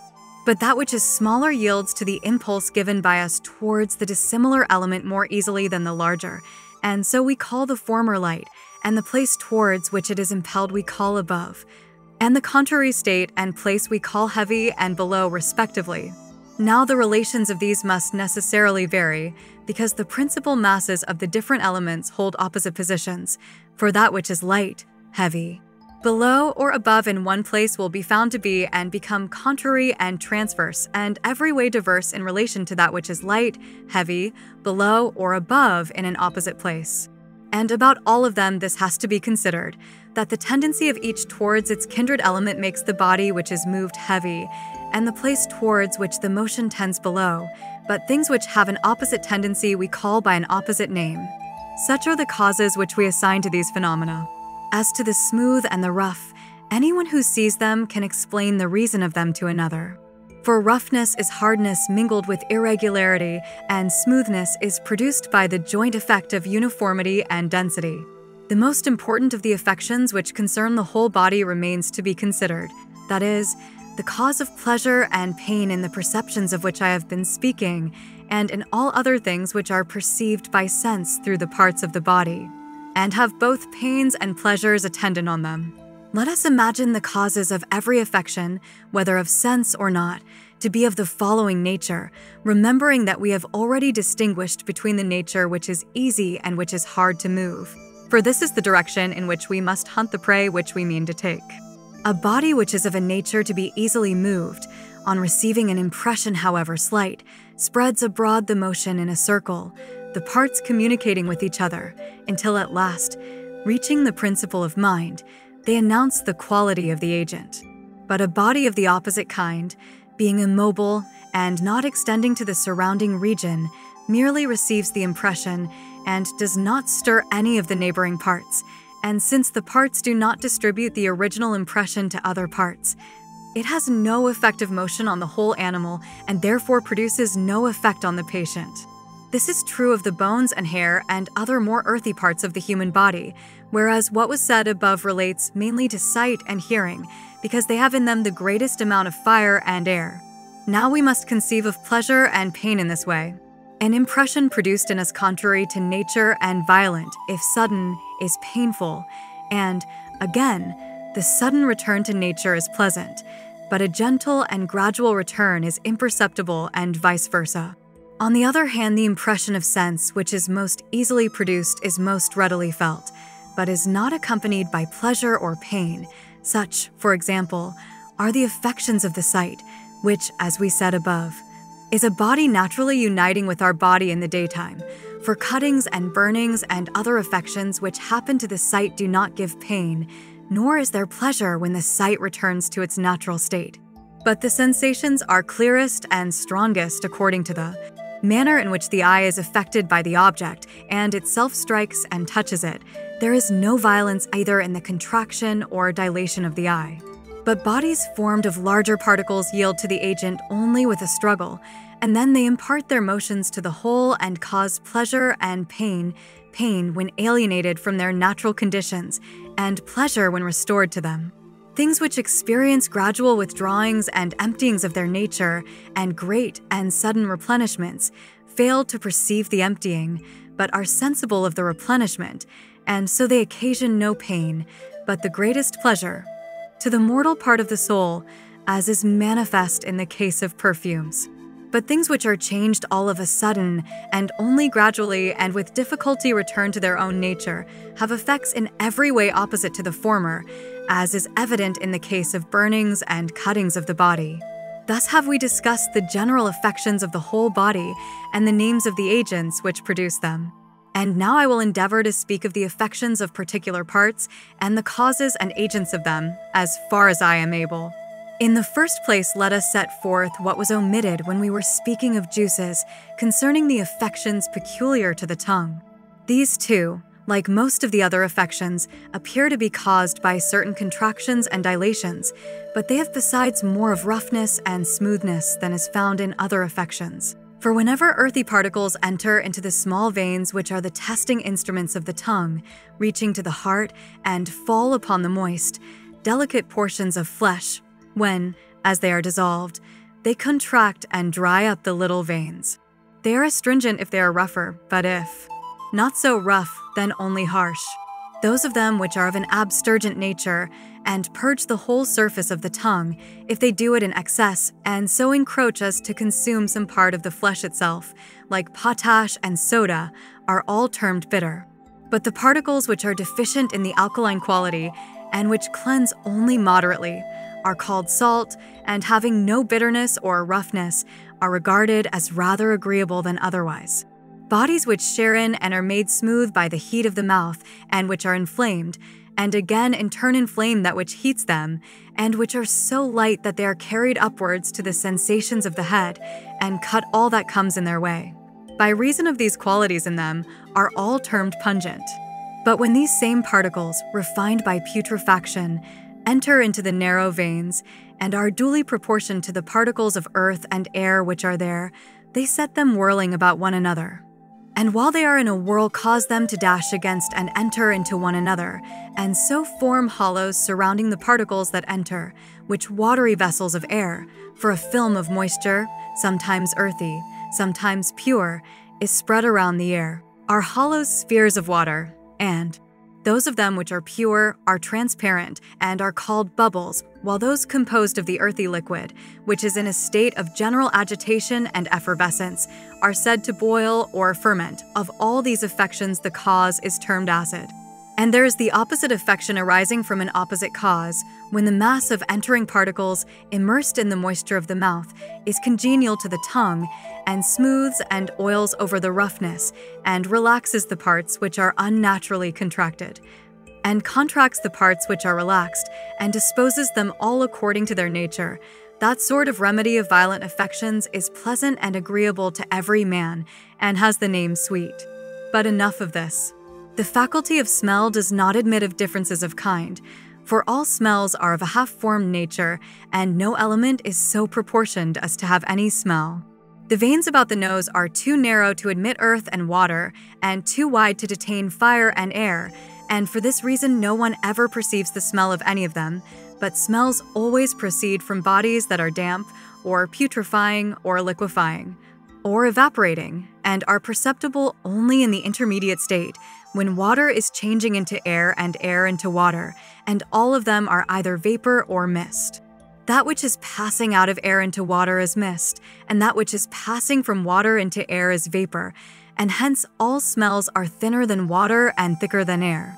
The proof of this is that when there is any obstruction to the respiration, and a man draws in his breath by force, then no smell filters through, but the air without the smell alone penetrates.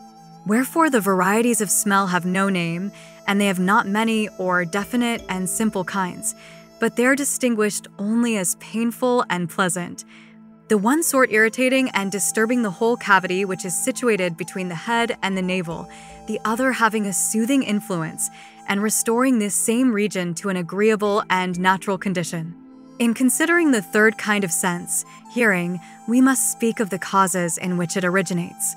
We may in general assume sound to be a blow which passes through the ears, and is transmitted by means of the air, the brain, and the blood to the soul, and that hearing is the vibration of this blow, which begins in the head and ends in the region of the liver.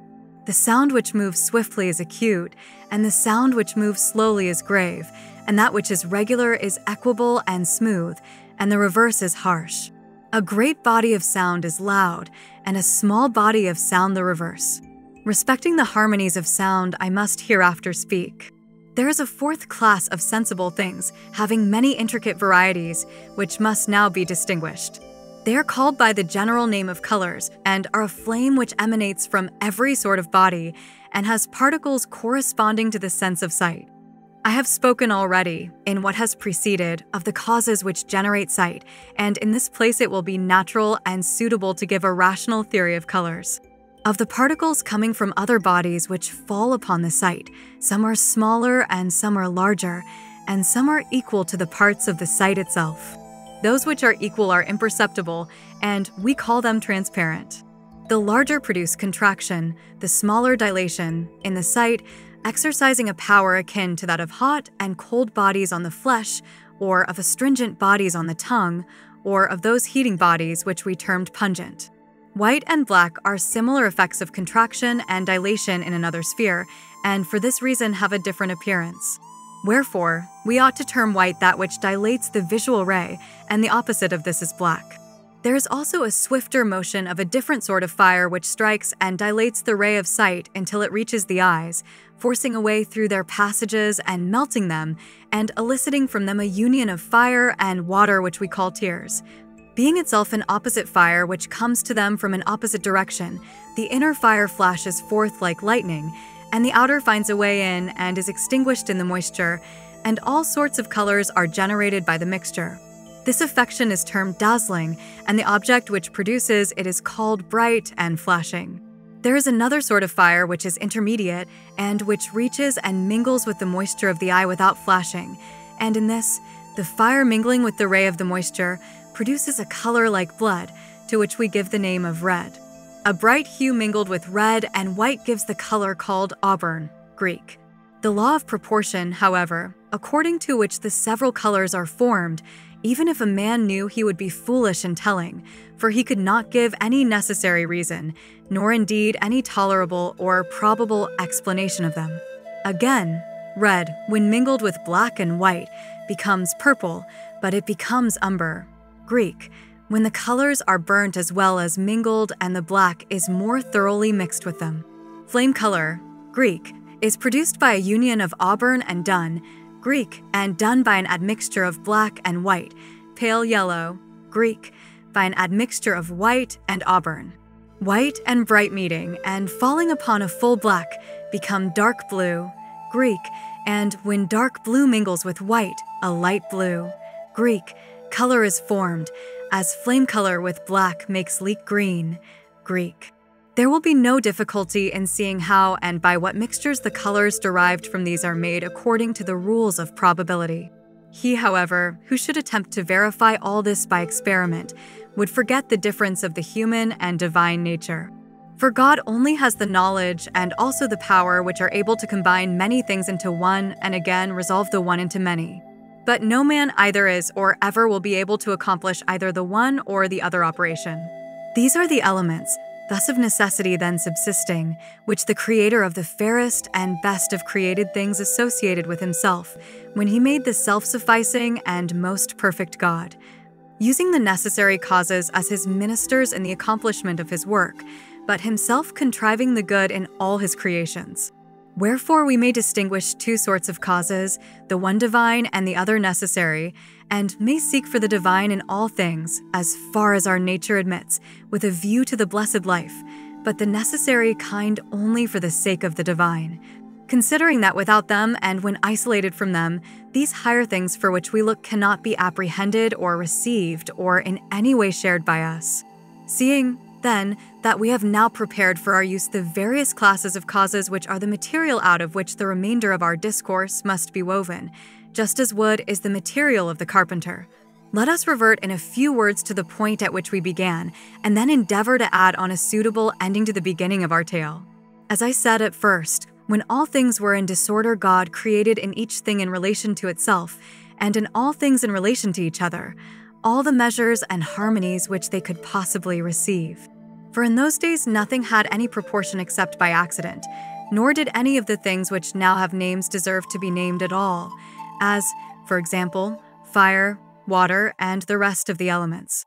All these the Creator first set in order, and out of them he constructed the universe, which was a single animal comprehending in itself all other animals, mortal and immortal. Now of the divine, he himself was the Creator, but the creation of the mortal he committed to his offspring.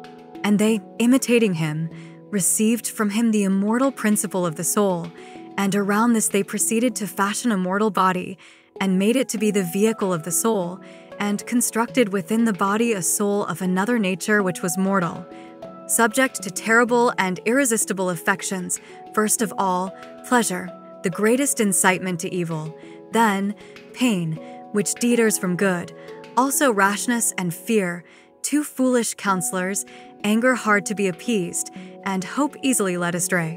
These they mingled with irrational sense, and with all-daring love according to necessary laws, and so framed man. Wherefore, fearing to pollute the divine any more than was absolutely unavoidable, they gave to the mortal nature a separate habitation in another part of the body, placing the neck between them to be the isthmus and boundary, which they constructed between the head and breast to keep them apart. And in the breast, and in what is termed the thorax, they encased the mortal soul, and as the one part of this was superior and the other inferior, they divided the cavity of the thorax into two parts, as the women's and men's apartments are divided in houses, and placed the midriff to be a wall of partition between them.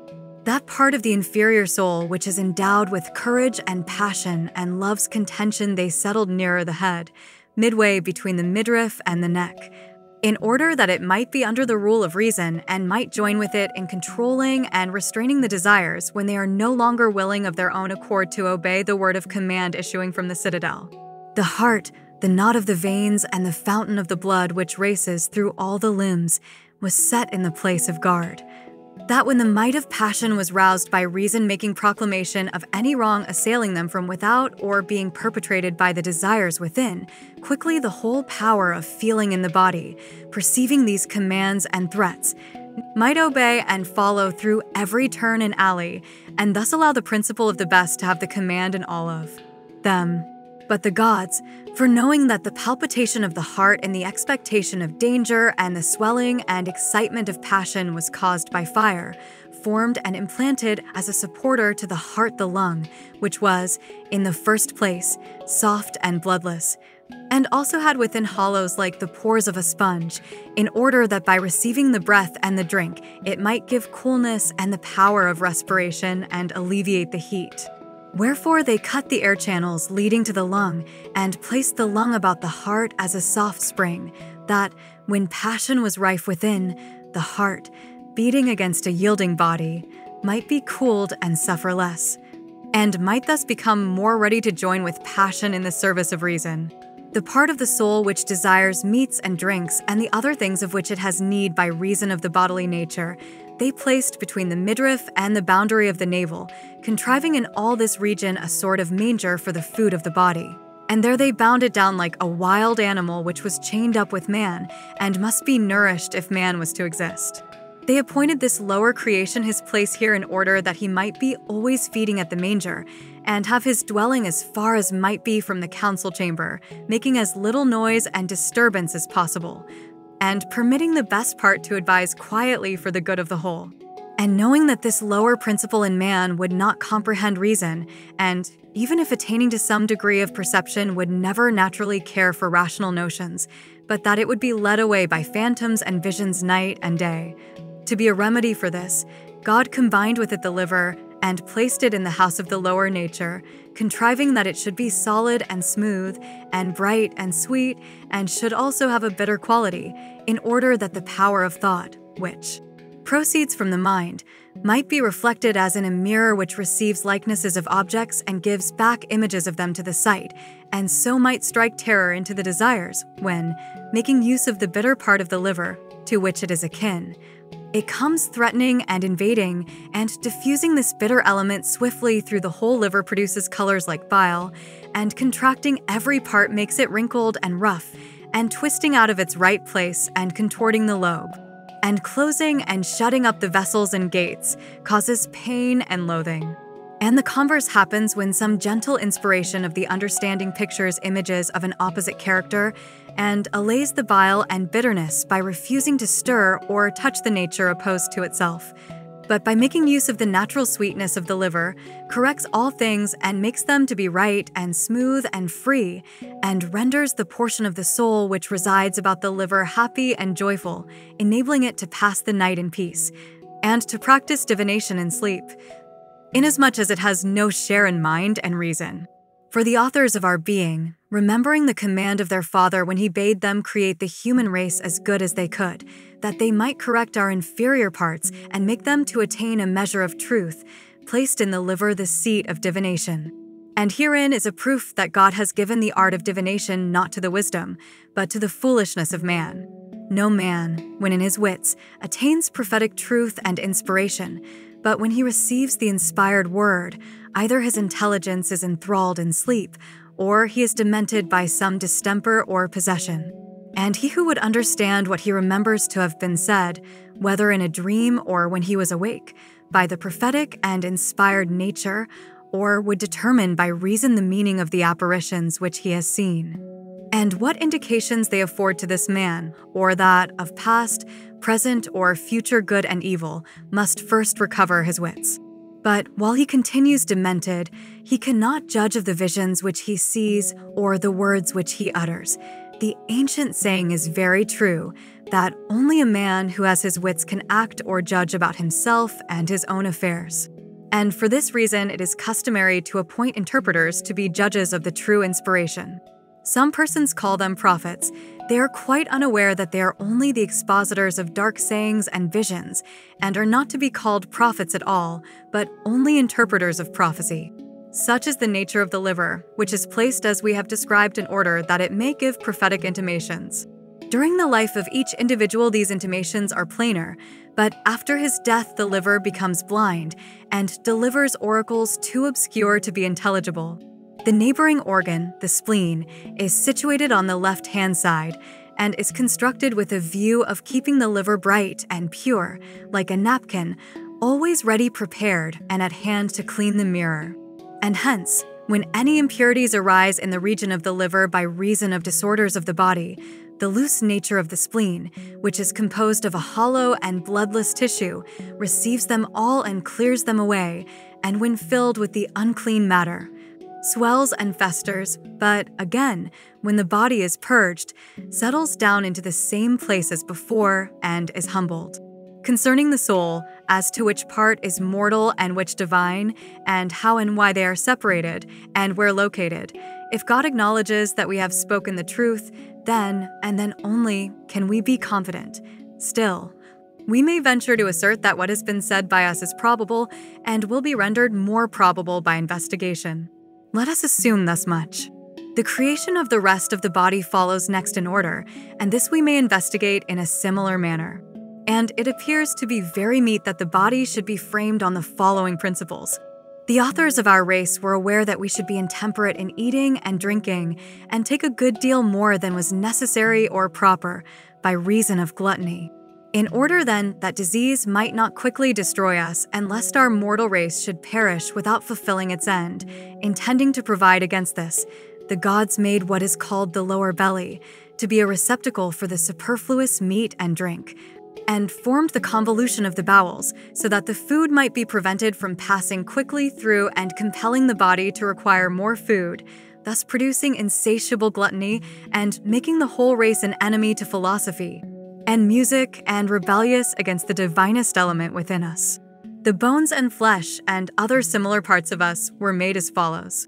The first principle of all of them was the generation of the marrow. For the bonds of life which unite the soul with the body are made fast there, and they are the root and foundation of the human race. The marrow itself is created out of other materials. God took such of the primary triangles as were straight and smooth, and were adapted by their perfection to produce fire and water, and air and earth. These, I say, he separated from their kinds, and mingling them in due proportions with one another, made the marrow out of them to be a universal seed of the whole race of mankind. And in this seed he then planted and enclosed the souls, and in the original distribution gave to the marrow as. many and various forms as the different kinds of souls were hereafter to receive. That which, like a field, was to receive the divine seed, he made round every way, and called that portion of the marrow, brain, intending that, when an animal was perfected, the vessel containing this substance should be the head. But that which was intended to contain the remaining and mortal part of the soul he distributed into figures at once round and elongated, and he called them all by the name marrow, and to these, as to anchors, fastening the bonds of the whole soul, he proceeded to fashion around them the entire framework of our body, constructing for the marrow, first of all, a complete covering of bone. Bone was composed by him in the following manner. Having sifted pure and smooth earth, he kneaded it and wetted it with marrow, and after that he put it into fire and then into water, and once more into fire and again into water. In this way, by frequent transfers from one to the other, he made it insoluble by either. Out of this he fashioned, as in a lathe, a globe made of bone, which he placed around the brain, and in this he left a narrow opening, and around the marrow of the neck and back he formed vertebrae which he placed under one another like pivots, beginning at the head and extending through the whole of the trunk. Thus, wishing to preserve the entire seed, he enclosed it in a stone-like casing, inserting joints, and using in the formation of them the power of the other or diverse as an intermediate nature, that they might have motion and flexure.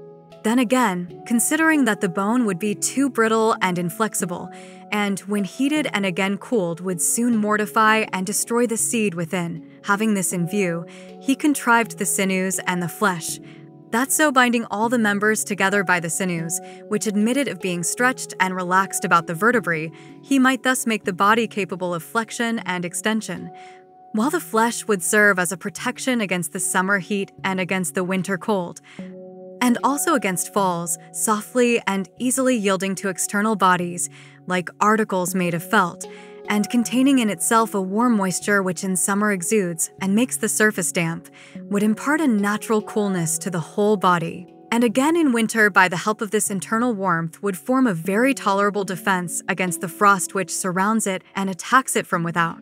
He who modeled us, considering these things, mixed earth with fire and water and blended them, and making a ferment of acid and salt, he mingled it with them and formed soft and succulent flesh.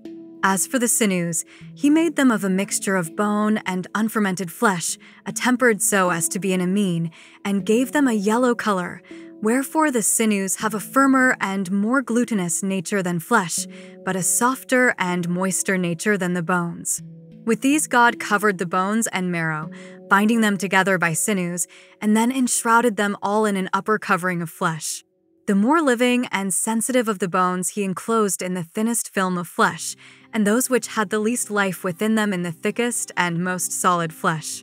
So again on the joints of the bones, where reason indicated that no more was required, he placed only a thin covering of flesh, that it might not interfere with the flexion of our bodies and make them unwieldy because difficult to move, and also that it might not, by being crowded and pressed and matted together, destroy sensation by reason of its hardness and impair the memory and dull the edge of intelligence. Wherefore also the thighs and the shanks and the hips, and the bones of the arms and the forearms, and other parts which have no joints, and the inner bones, which on account of the rarity of the soul in the marrow are destitute of reason. All these are abundantly provided with flesh, but such as have mind in them are in general less fleshy, except where the Creator has made some part solely of flesh in order to give sensation, as, for example, the tongue. But commonly this is not the case. For the nature which comes into being and grows up in us by a law of necessity does not admit of the combination of solid bone and much flesh with acute perceptions. More than any other part the framework of the head would have had them, if they could have coexisted, and the human race, having a strong and fleshy and sinewy head, would have had a life twice or many times as long as it now has, and also more healthy and free from pain. But our creators, considering whether they should make a longer-lived race which was worse or a shorter-lived race which was better, came to the conclusion that everyone ought to prefer a shorter span of life, which was better, to a longer one, which was worse. And therefore they covered the head with thin bone, but not with flesh and sinews, since it had no joints, and thus the head was added, having more wisdom and sensation than the rest of the body, but also being in every man far weaker. For these reasons, and after this manner, God placed the sinews at the extremity of the head, in a circle round the neck, and glued them together by the principle of likeness, and fastened the extremities of the jawbones to them below the face. And the other sinews he dispersed throughout the body, fastening limb to limb. The framers of us framed the mouth, as now arranged, having teeth and tongue and lips, with a view to the necessary and the good, contriving the way in for necessary purposes, the way out for the best purposes. For that is necessary which enters in and gives food to the body, but the river of speech, which flows out of a man and ministers to the intelligence, is the fairest and noblest of all streams. Still the head could neither be left a bare frame of bones, on account of the extremes of heat and cold in the different seasons, nor yet be allowed to be wholly covered, and so become dull and senseless by reason of an overgrowth of flesh. The fleshy nature was not therefore wholly dried up, but a large sort of peel was parted off and remained over, which is now called the skin. This met and grew by the help of the cerebral moisture, and became the circular envelopment of the head. And the moisture, rising up under the sutures, watered and closed in the skin upon the crown, forming a sort of knot. The diversity of the sutures was caused by the power of the courses of the soul and of the food, and the more these struggled against one another, the more numerous they became, and fewer if the struggle were less violent. This skin the divine power pierced all round with fire, and out of the punctures which were thus made the moisture issued forth, and the liquid and heat which was pure came away, and a mixed part which was composed of the same material as the skin, and had a fineness equal to the punctures, was borne up by its own impulse and extended far outside the head, but being too slow to escape, was thrust back by the external air, and rolled up underneath the skin, where it took root. Thus the hair sprang up in the skin, being akin to it because it is like threads of leather, but rendered harder and closer through the pressure of the cold, by which each hair, while in process of separation from the skin, is compressed and cooled. Wherefore the Creator formed the head hairy, making use of the causes which I have mentioned, and reflecting also that instead of flesh the brain needed the hair to be a light covering or guard, which would give shade in summer and shelter in winter, and at the same time would not impede our quickness of perception. From the combination of sinew, skin, and bone in the structure of the finger, there arises a triple compound, which, when dried up, takes the form of one hard skin partaking of all three natures, and was fabricated by these second causes, but designed by mind, which is the principal cause with an eye to the future. For our creators well knew that women and other animals would someday be framed out of men, and they further knew that many animals would require the use of nails for many purposes, wherefore they fashioned in men at their first creation the rudiments of nails. For this purpose and for these reasons they caused skin, hair, and nails to grow at the extremities of the limbs. And now that all the parts and members of the mortal animal had come together, since its life of necessity consisted of fire and breath, and it therefore wasted away by dissolution and depletion, the gods contrived the following remedy. They mingled a nature akin to that of man with other forms and perceptions, and thus created another kind of animal. These are the trees and plants and seeds which have been improved by cultivation and are now domesticated among us. Anciently there were only the wild kinds, which are older than the cultivated. For everything that partakes of life may be truly called a living being, and the animal of which we are now speaking partakes of the third kind of soul, which is said to be seated between the midriff and the navel, having no part in opinion or reason or mind, but only in feelings of pleasure and pain and the desires which accompany them. For this nature is always in a passive state, revolving in and about itself, repelling the motion from without and using its own, and accordingly is not endowed by nature with the power of observing or reflecting on its own concerns. Wherefore it lives and does not differ from a living being, but is fixed and rooted in the same spot, having no power of self-motion. Now after the superior powers had created all these natures to be food for us who are of the inferior nature, they cut various channels through the body as through a garden, that it might be watered as from a running stream. In the first place, They cut two hidden channels or veins down the back where the skin and the flesh join, which answered severally to the right and left side of the body. These they let down along the backbone, so as to have the marrow of generation between them, where it was most likely to flourish, and in order that the stream coming down from above might flow freely to the other parts, and equalize the irrigation. In the next place, they divided the veins about the head, and interlacing them, they sent them in opposite directions. Those coming from the right side they sent to the left of the body, and those from the left they diverted towards the right, so that they and the skin might together form a bond which should fasten the head to the body, since the crown of the head was not encircled by sinews, and also in order that the sensations from both sides might be distributed over the whole body. And next, they ordered the watercourses of the body in a manner which I will describe, and which will be more easily understood if we begin by admitting that all things which have lesser parts retain the greater, but the greater cannot retain the lesser. Now of all nature's fire has the smallest parts, and therefore penetrates through earth and water and air and their compounds, nor can anything hold it. And a similar principle applies to the human belly, for when meats and drinks enter it, it holds them, but it cannot hold air and fire, because the particles of which they consist are smaller than its own structure. These elements, therefore, God employed for the sake of distributing moisture from the belly into the veins, weaving together a network of fire and air like a wheel, having at the entrance two lesser wheels. Further, he constructed one of these with two openings, and from the lesser wheels he extended cords reaching all round to the extremities of the network. All the interior of the net he made of fire, but the lesser wheels and their cavity of air. The network he took and spread over the newly formed animal in the following manner. He let the lesser wheels pass into the mouth. There were two of them, and one he let down by the air pipes into the lungs, the other by the side of the air pipes into the belly. The former he divided into two branches, both of which he made to meet at the channels of the nose, so that when the way through the mouth did not act, the streams of the mouth as well were replenished through the nose. With the other cavity, i.e. of the greater wheel, he enveloped the hollow parts of the body, and at one time he made all this to flow into the lesser wheels, quite gently, for they are composed of air, and at another time he caused the lesser wheels to flow back again. And the net he made to find a way in and out through the pores of the body, and the rays of fire which are bound fast within followed the passage of the air either way, never at any time ceasing so long as the mortal being holds. Together, this process, as we affirm, the name-giver named inspiration and expiration.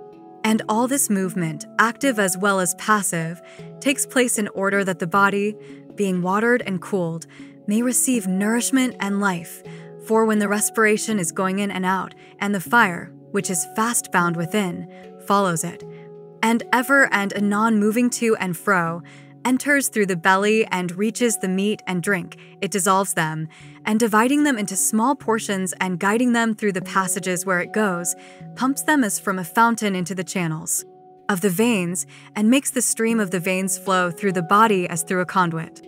Let us once more consider the phenomena of respiration and inquire into the causes which have made it what it is. They are as follows. Seeing that there is no such thing as a vacuum into which any of those things which are moved can enter, and the breath is carried from us into the external air, the next point is, as will be clear to everyone, that it does not go into a vacant space, but pushes its neighbor out of its place, and that which is thrust out in turn drives out its neighbor, and in this way everything of necessity at last comes round to that place from whence the breath came forth, and enters in there, and following the breath, fills up the vacant space, and this goes on like the rotation of a wheel, because there can be no such thing as a vacuum. Wherefore also the breast and the lungs, when they emit the breath, are replenished by the air which surrounds the body and which enters in through the pores of the flesh and is driven round in a circle, and again, the air which is sent away and passes out through the body forces the breath inwards through the passage of the mouth and the nostrils. Now the origin of this movement may be supposed to be as follows. In the interior of every animal, the hottest part is that which is around the blood and veins.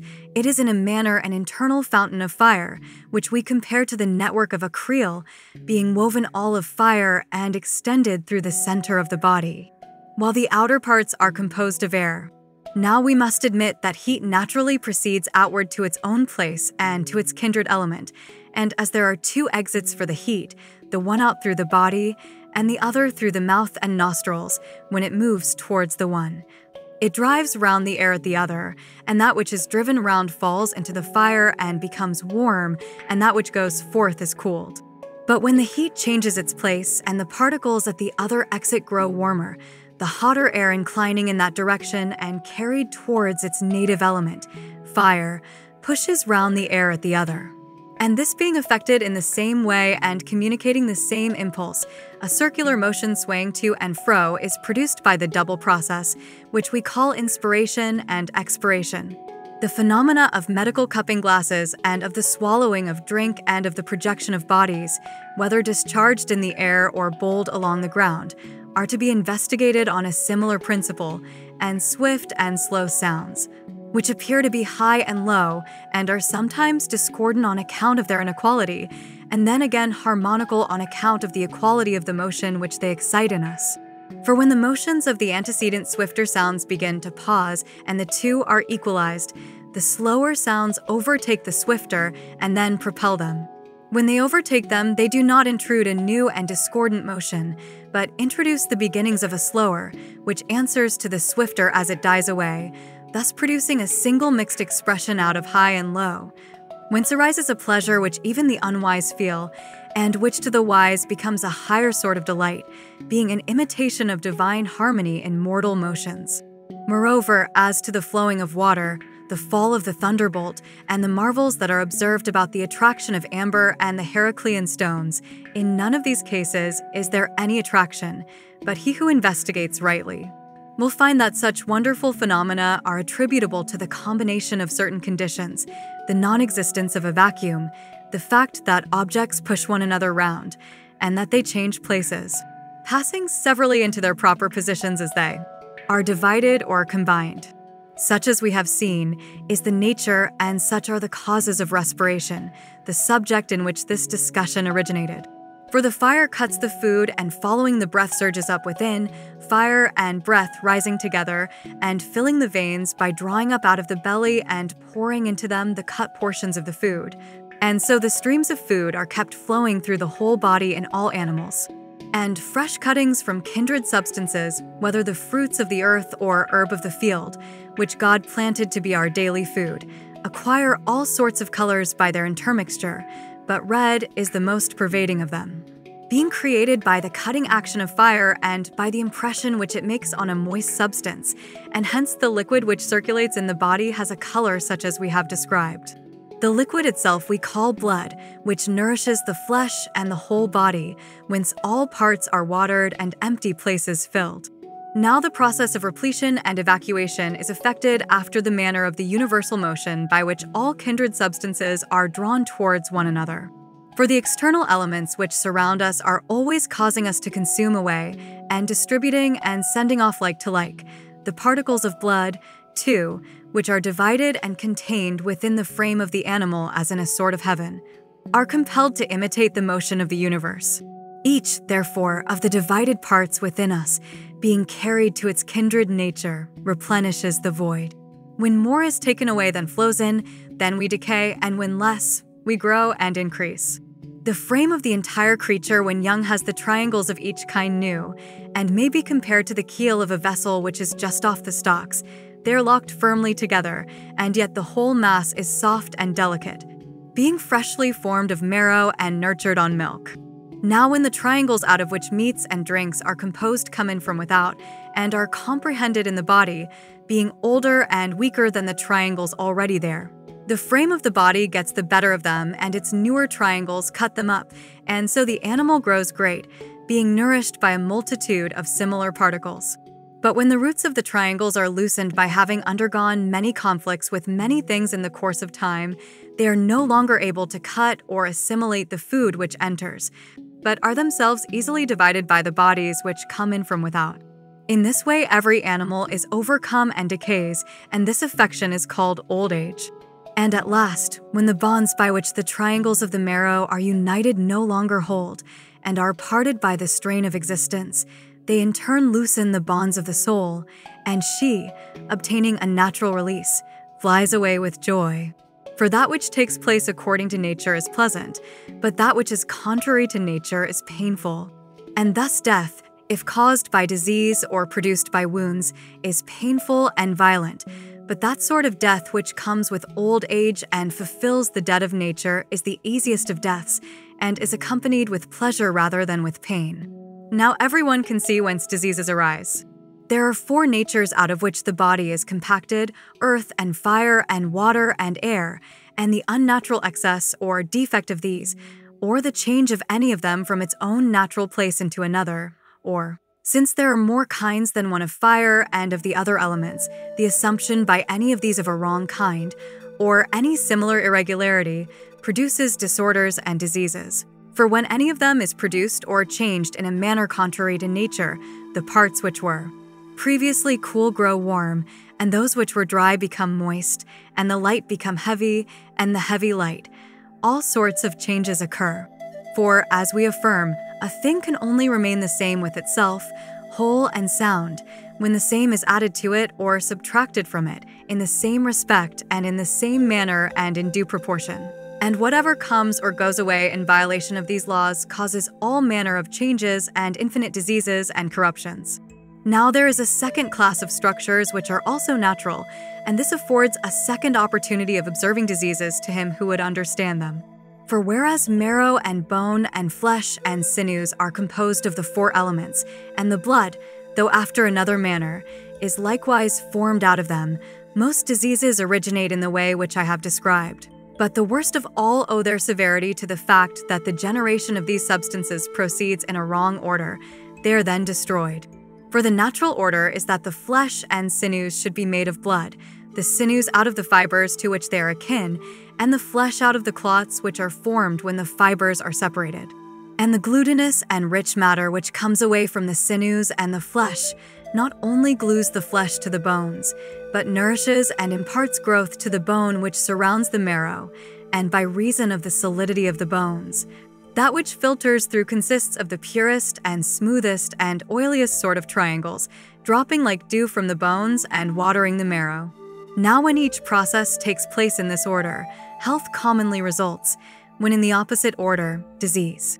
For when the flesh becomes decomposed and sends back the wasting substance into the veins, then an oversupply of blood of diverse kinds, mingling with air in the veins, having variegated colors and bitter properties, as well as acid and saline qualities, contains all sorts of bile and serum and phlegm. For all things go the wrong way, and having become corrupted, first they taint the blood itself, and then ceasing to give nourishment to the body, they are carried along the veins in all directions, no longer preserving the order of their natural courses, but at war with themselves, because they receive no good from one another, and are hostile to the abiding constitution of the body, which they corrupt and dissolve. The oldest part of the flesh which is corrupted, being hard to decompose, from long burning grows black, and from being everywhere corroded becomes bitter, and is injurious to every part of the body which is still uncorrupted. Sometimes, when the bitter element is refined away, the black part assumes an acidity which takes the place of the bitterness. At other times, the bitterness, being tinged with blood, has a redder color, and this, when mixed with black, takes the hue of grass, and again. An auburn color mingles with the bitter matter when new flesh is decomposed by the fire which surrounds the internal flame, to all which symptoms some physician perhaps, or rather some philosopher, who had the power of seeing. In many dissimilar things one nature deserving of a name has assigned the common name of bile. But the other kinds of bile are variously distinguished by their colors. As for serum, that sort which is the watery part of blood is innocent, but that which is a secretion of black and acid bile is malignant when mingled by the power of heat with any salt substance, and is then called acid phlegm. Again, the substance which is formed by the liquefaction of new and tender flesh when air is present, if inflated and encased in liquid so as to form bubbles, which separately are invisible owing to their small size, but when collected are of a bulk which is visible, and have a white color arising out of the generation of foam. All this decomposition of tender flesh, when intermingled with air, is termed by us white phlegm. And the whey or sediment of newly formed phlegm is sweat and tears, and includes the various daily discharges by which the body is purified. Now, all these become causes of disease when the blood is not replenished in a natural manner by food and drink, but gains bulk from opposite sources in violation of the laws of nature. When the several parts of the flesh are separated by disease, if the foundation remains, the power of the disorder is only half as great, and there is still a prospect of an easy recovery. But when that which binds the flesh to the bones is diseased, and no longer being separated from the muscles and sinews, ceases to give nourishment to the bone and to unite flesh and bone, and from being oily and smooth and glutinous becomes rough and salt and dry, owing to bad regimen, then all the substance, thus corrupted, crumbles away under the flesh and the sinews, and separates from the bone, and the fleshy parts fall away from their foundation and leave the sinews bare and full of brine. And the flesh again gets into the circulation of the blood and makes the previously mentioned disorder still greater. And if these bodily affections be severe, still worse are the prior disorders, as when the bone itself, by reason of the density of the flesh, does not obtain sufficient air, but becomes moldy and hot and gangrened and receives no nutriment. And the natural process is inverted, and the bone crumbling passes into the food, and the food into the flesh, and the flesh again falling into the blood makes all maladies that may occur more virulent than those already mentioned. But the worst case of all is when the marrow is diseased, either from excess or defect, and this is the cause of the very greatest and most fatal disorders, in which the whole course of the body is reversed. There is a third class of diseases which may be conceived of as arising in three ways, for they are produced sometimes by wind, and sometimes by phlegm, and sometimes by bile. When the lung, which is the dispenser of the air to the body, is obstructed by rheums and its passages are not free, some of them not acting, while through others too much air enters, then the parts which are unrefreshed by air corrode. While in other parts the excess of air forcing its way through the veins distorts them, and decomposing the body is enclosed in the midst of it and occupies the midriff. Thus numberless painful diseases are produced, accompanied by copious sweats. And oftentimes when the flesh is dissolved in the body, wind, generated within and unable to escape, is the source of quite as much pain as the air coming in from without. But the greatest pain is felt when the wind gets about the sinews and the veins of the shoulders, and swells them up, and so twists back the great tendons and the sinews which are connected with them. These disorders are called tetanus and opisthotonus, by reason of the tension which accompanies them. The cure of them is difficult. Relief is in most cases given by fever supervening. The white phlegm, though dangerous when detained within by reason of the air bubbles, yet if it can communicate with the outside air, is less severe and only discolors the body, generating leprous eruptions and similar diseases. When it is mingled with black bile and dispersed about the courses of the head, which are the divinest part of us, the attack, if coming on in sleep, is not so severe, but when assailing those who are awake it is hard to be got rid of. And being an affection of a sacred part, is most justly called sacred. An acid and salt phlegm, again, is the source of all those diseases which take the form of catarrh, but they have many names because the places into which they flow are manifold.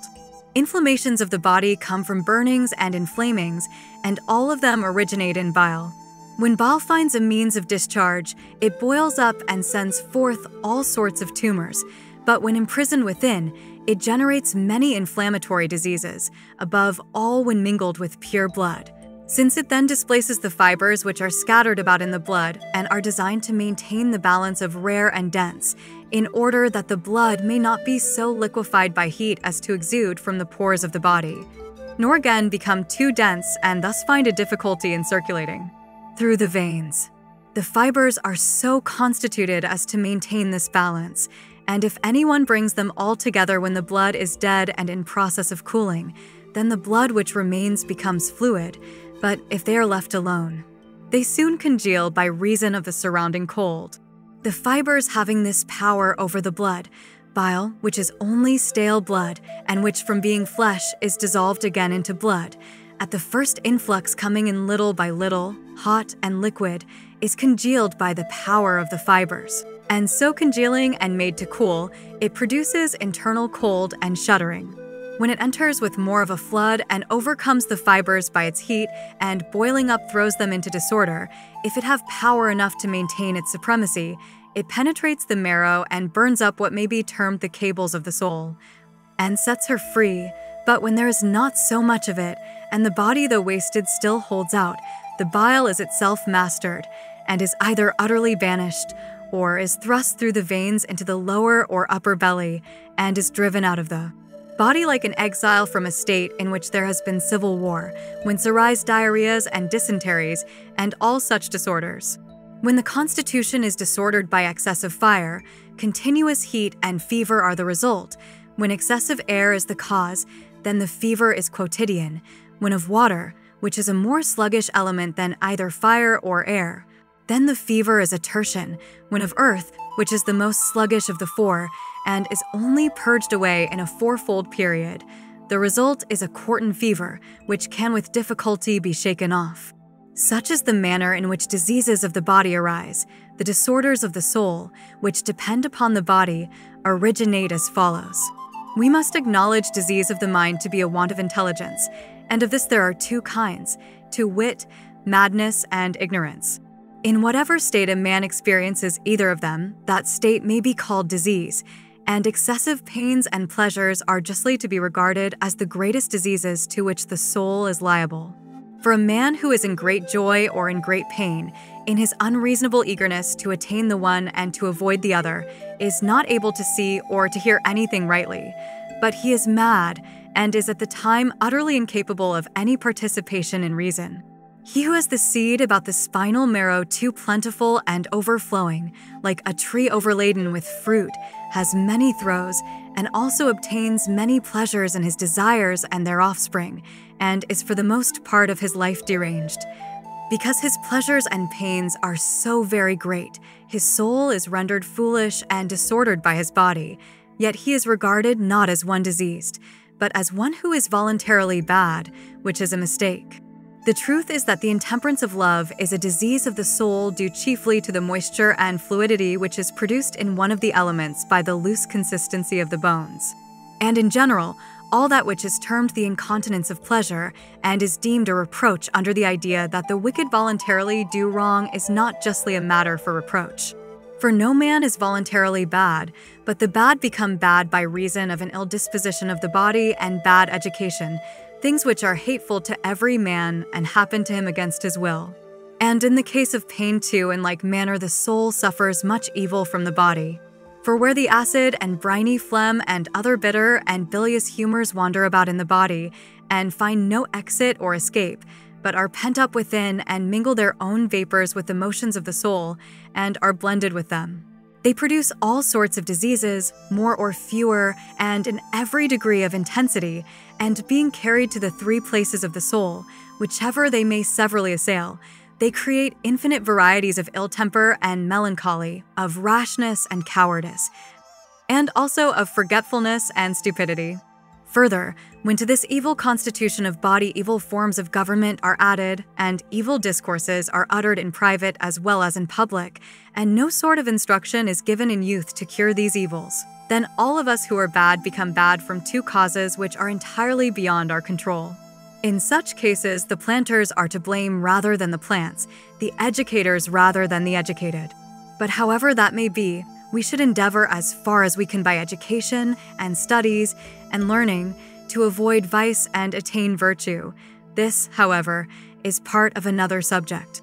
There is a corresponding inquiry concerning the mode of treatment by which the mind and the body are to be preserved, about which it is meet and right that I should say a word in turn, for it is more our duty to speak of the good than of the evil.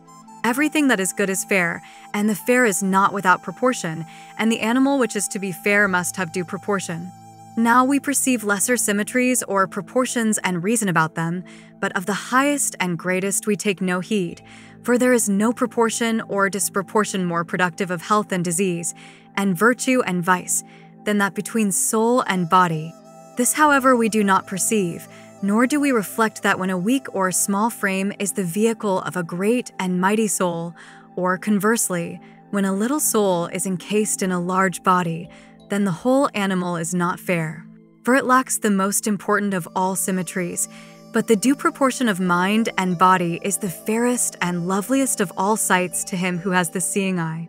Just as a body which has a leg too long, or which is unsymmetrical in some other respect, is an unpleasant sight, and also, when doing its share of work, is much distressed and makes convulsive efforts and often stumbles through awkwardness, and is the cause of infinite evil to its own self, in like manner we should conceive of the double nature which we call the living being, and when in this compound there is an impassioned soul more powerful than the body, that soul, I say, convulses and fills with disorders the whole inner nature of man, and when eager in the pursuit of some sort of learning or study, causes wasting, or again, when teaching or disputing in private or in public, and strifes and controversies arise, inflames and dissolves the composite frame of man and introduces rheums, and the nature of this phenomenon is not understood by most professors of medicine, who ascribe it to the opposite of the real cause. And once more, when a body large and too strong for the soul is united to a small and weak intelligence, then inasmuch as there are two desires natural to man, one of food for the sake of the body, and one of wisdom for the sake of the diviner part of us, then, I say, the motions of the stronger, getting the better and increasing their own power, but making the soul dull and stupid and forgetful, engender ignorance, which is the greatest of diseases. There is one protection against both kinds of disproportion, that we should not move the body without the soul or the soul without the body, and thus they will be on their guard against each other, and be healthy and well-balanced. And therefore the mathematician or anyone else whose thoughts are much absorbed in some intellectual pursuit must allow his body also to have due exercise and practice gymnastic, and he who is careful to fashion the body should in turn impart to the soul its proper motions, and should cultivate music and all philosophy, if he would deserve to be called truly fair and truly good.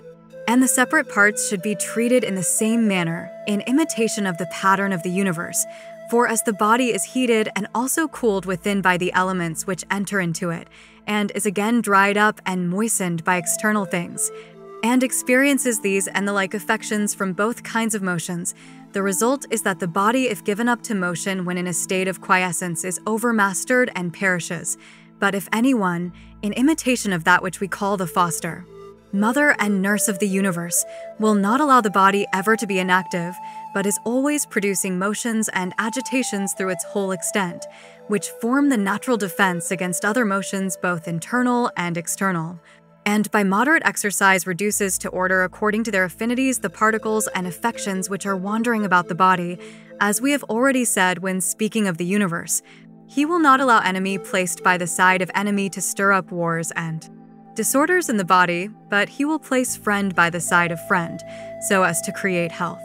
Now of all motions that is the best which is produced in a thing by itself, for it is most akin to the motion of thought and of the universe, but that motion which is caused by others is not so good, and worst of all is that which moves the body when at rest, in parts only and by some external agency. Wherefore of all modes of purifying and reuniting the body the best is gymnastic. The next best is a surging motion, as in sailing or any other mode of conveyance which is not fatiguing. The third sort of motion may be of use in a case of extreme necessity, but in any other will be adopted by no man of sense. I mean the purgative treatment of physicians, for diseases, unless they are very dangerous, should not be irritated by medicines, since every form of disease is in a manner akin to the living being, whose complex frame has an appointed term of life.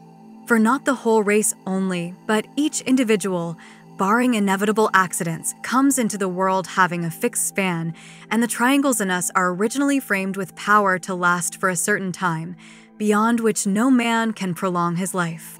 And this holds also of the constitution of diseases. If anyone, regardless of the appointed time, tries to subdue them by medicine, he only aggravates and multiplies them. Wherefore we ought always to manage them by regimen, as far as a man can spare the time, and not provoke a disagreeable enemy by medicines.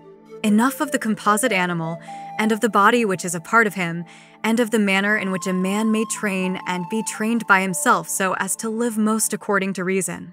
And we must above and before all provide that the element which is to train him shall be the fairest and best adapted to that purpose. A minute discussion of the subject would be a serious task, But if, as before, I am to give only an outline, the subject may not unfitly be summed up as follows. I have often remarked that there are 3 kinds of soul located within us, having each of them motions, and I must now repeat in the fewest words possible that one part, if remaining inactive and ceasing from its natural motion, must necessarily become very weak, but that which is trained and exercised, very strong. Wherefore we should take care that the movements of the different parts of the soul should be in due proportion.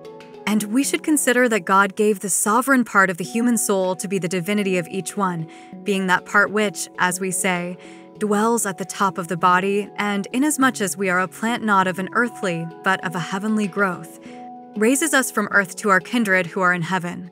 And in this we say truly, for the divine power suspended the head and root of us from that place where the generation of the soul first began, and thus made the whole body upright.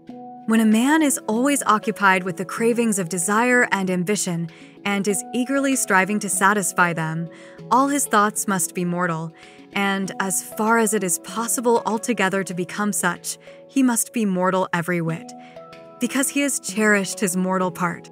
But he who has been earnest in the love of knowledge and of true wisdom, and has exercised his intellect more than any other part of him, must have thoughts immortal and divine if he attain truth. And in so far as human nature is capable of sharing in immortality, he must altogether be immortal, and since he is ever cherishing the divine power, and has the divinity within him in perfect order, he will be perfectly happy. Now there is only one way of taking care of things, and this is to give to each the food and motion which are natural to it. And the motions which are naturally akin to the divine principle within us are the thoughts and revolutions of the universe.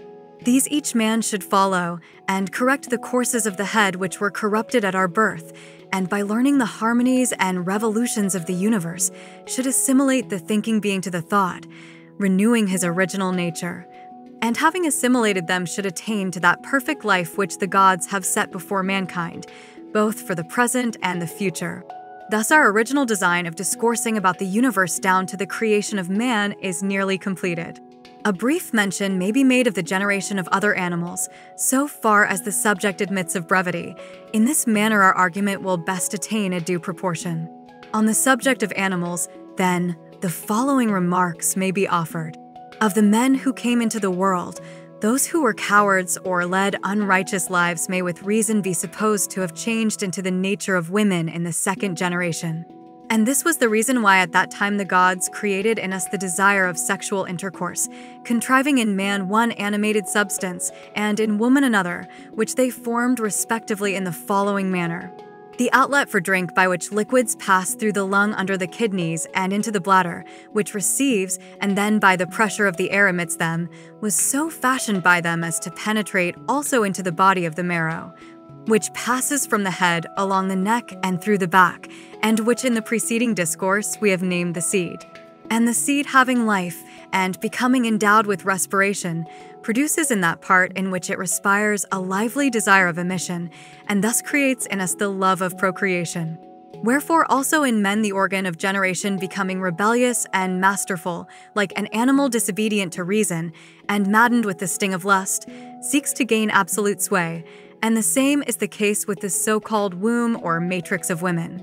The animal within them is desirous of procreating children, and when remaining unfruitful long beyond its proper time, gets discontented and angry, and wandering in every direction through the body, closes up the passages of the breath, and, by obstructing respiration, drives them to extremity, causing all varieties of disease, until at length the desire and love of the man and the woman, bringing them together, and as it were plucking the fruit from the tree, sow in the womb, as in a field.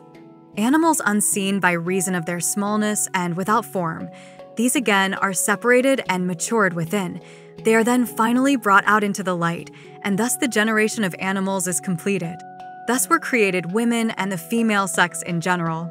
But the race of birds was created out of innocent light-minded men, who, although their minds were directed toward heaven, imagined, in their simplicity, that the clearest demonstration of the things above was to be obtained by sight. These were remodeled and transformed into birds, and they grew feathers instead of hair. The race of wild pedestrian animals, again, came from those who had no philosophy in any of their thoughts and never considered at all about the nature of the heavens because they had ceased to use the courses of the head, but followed the guidance of those parts of the soul which are in the breast. In consequence of these habits of theirs, they had their front legs and their heads resting upon the earth to which they were drawn by natural affinity, and the crowns of their heads were elongated and of all sorts of shapes, into which the courses of the soul were crushed by reason of disuse. And this was the reason why they were created quadrupeds and polypods. God gave the more senseless of them the more support that they might be more attracted to the earth. And the most foolish of them, who trail their bodies entirely upon the ground and have no longer any need of feet, he made without feet to crawl upon the earth. The fourth class were the inhabitants of the water. These were made out of the most entirely senseless and ignorant of all, whom the transformers did not think any longer worthy of pure respiration, because they possessed a soul which was made impure by all sorts of transgression, and instead of the subtle and pure medium of air, they gave them the deep and muddy sea to be their element of respiration, and hence arose the race of fishes and oysters, and other aquatic animals which have received the most remote habitations as a punishment of their outlandish ignorance. These are the laws by which animals pass into one another, now as ever, changing as they lose or gain wisdom and folly. We may now say that our discourse about the nature of the universe has an end. The world has received animals, mortal and immortal, and is fulfilled with them, and has become a visible animal containing the visible, the sensible God who is the image of the intellectual, the greatest, best, fairest, most perfect, the one only begotten heaven.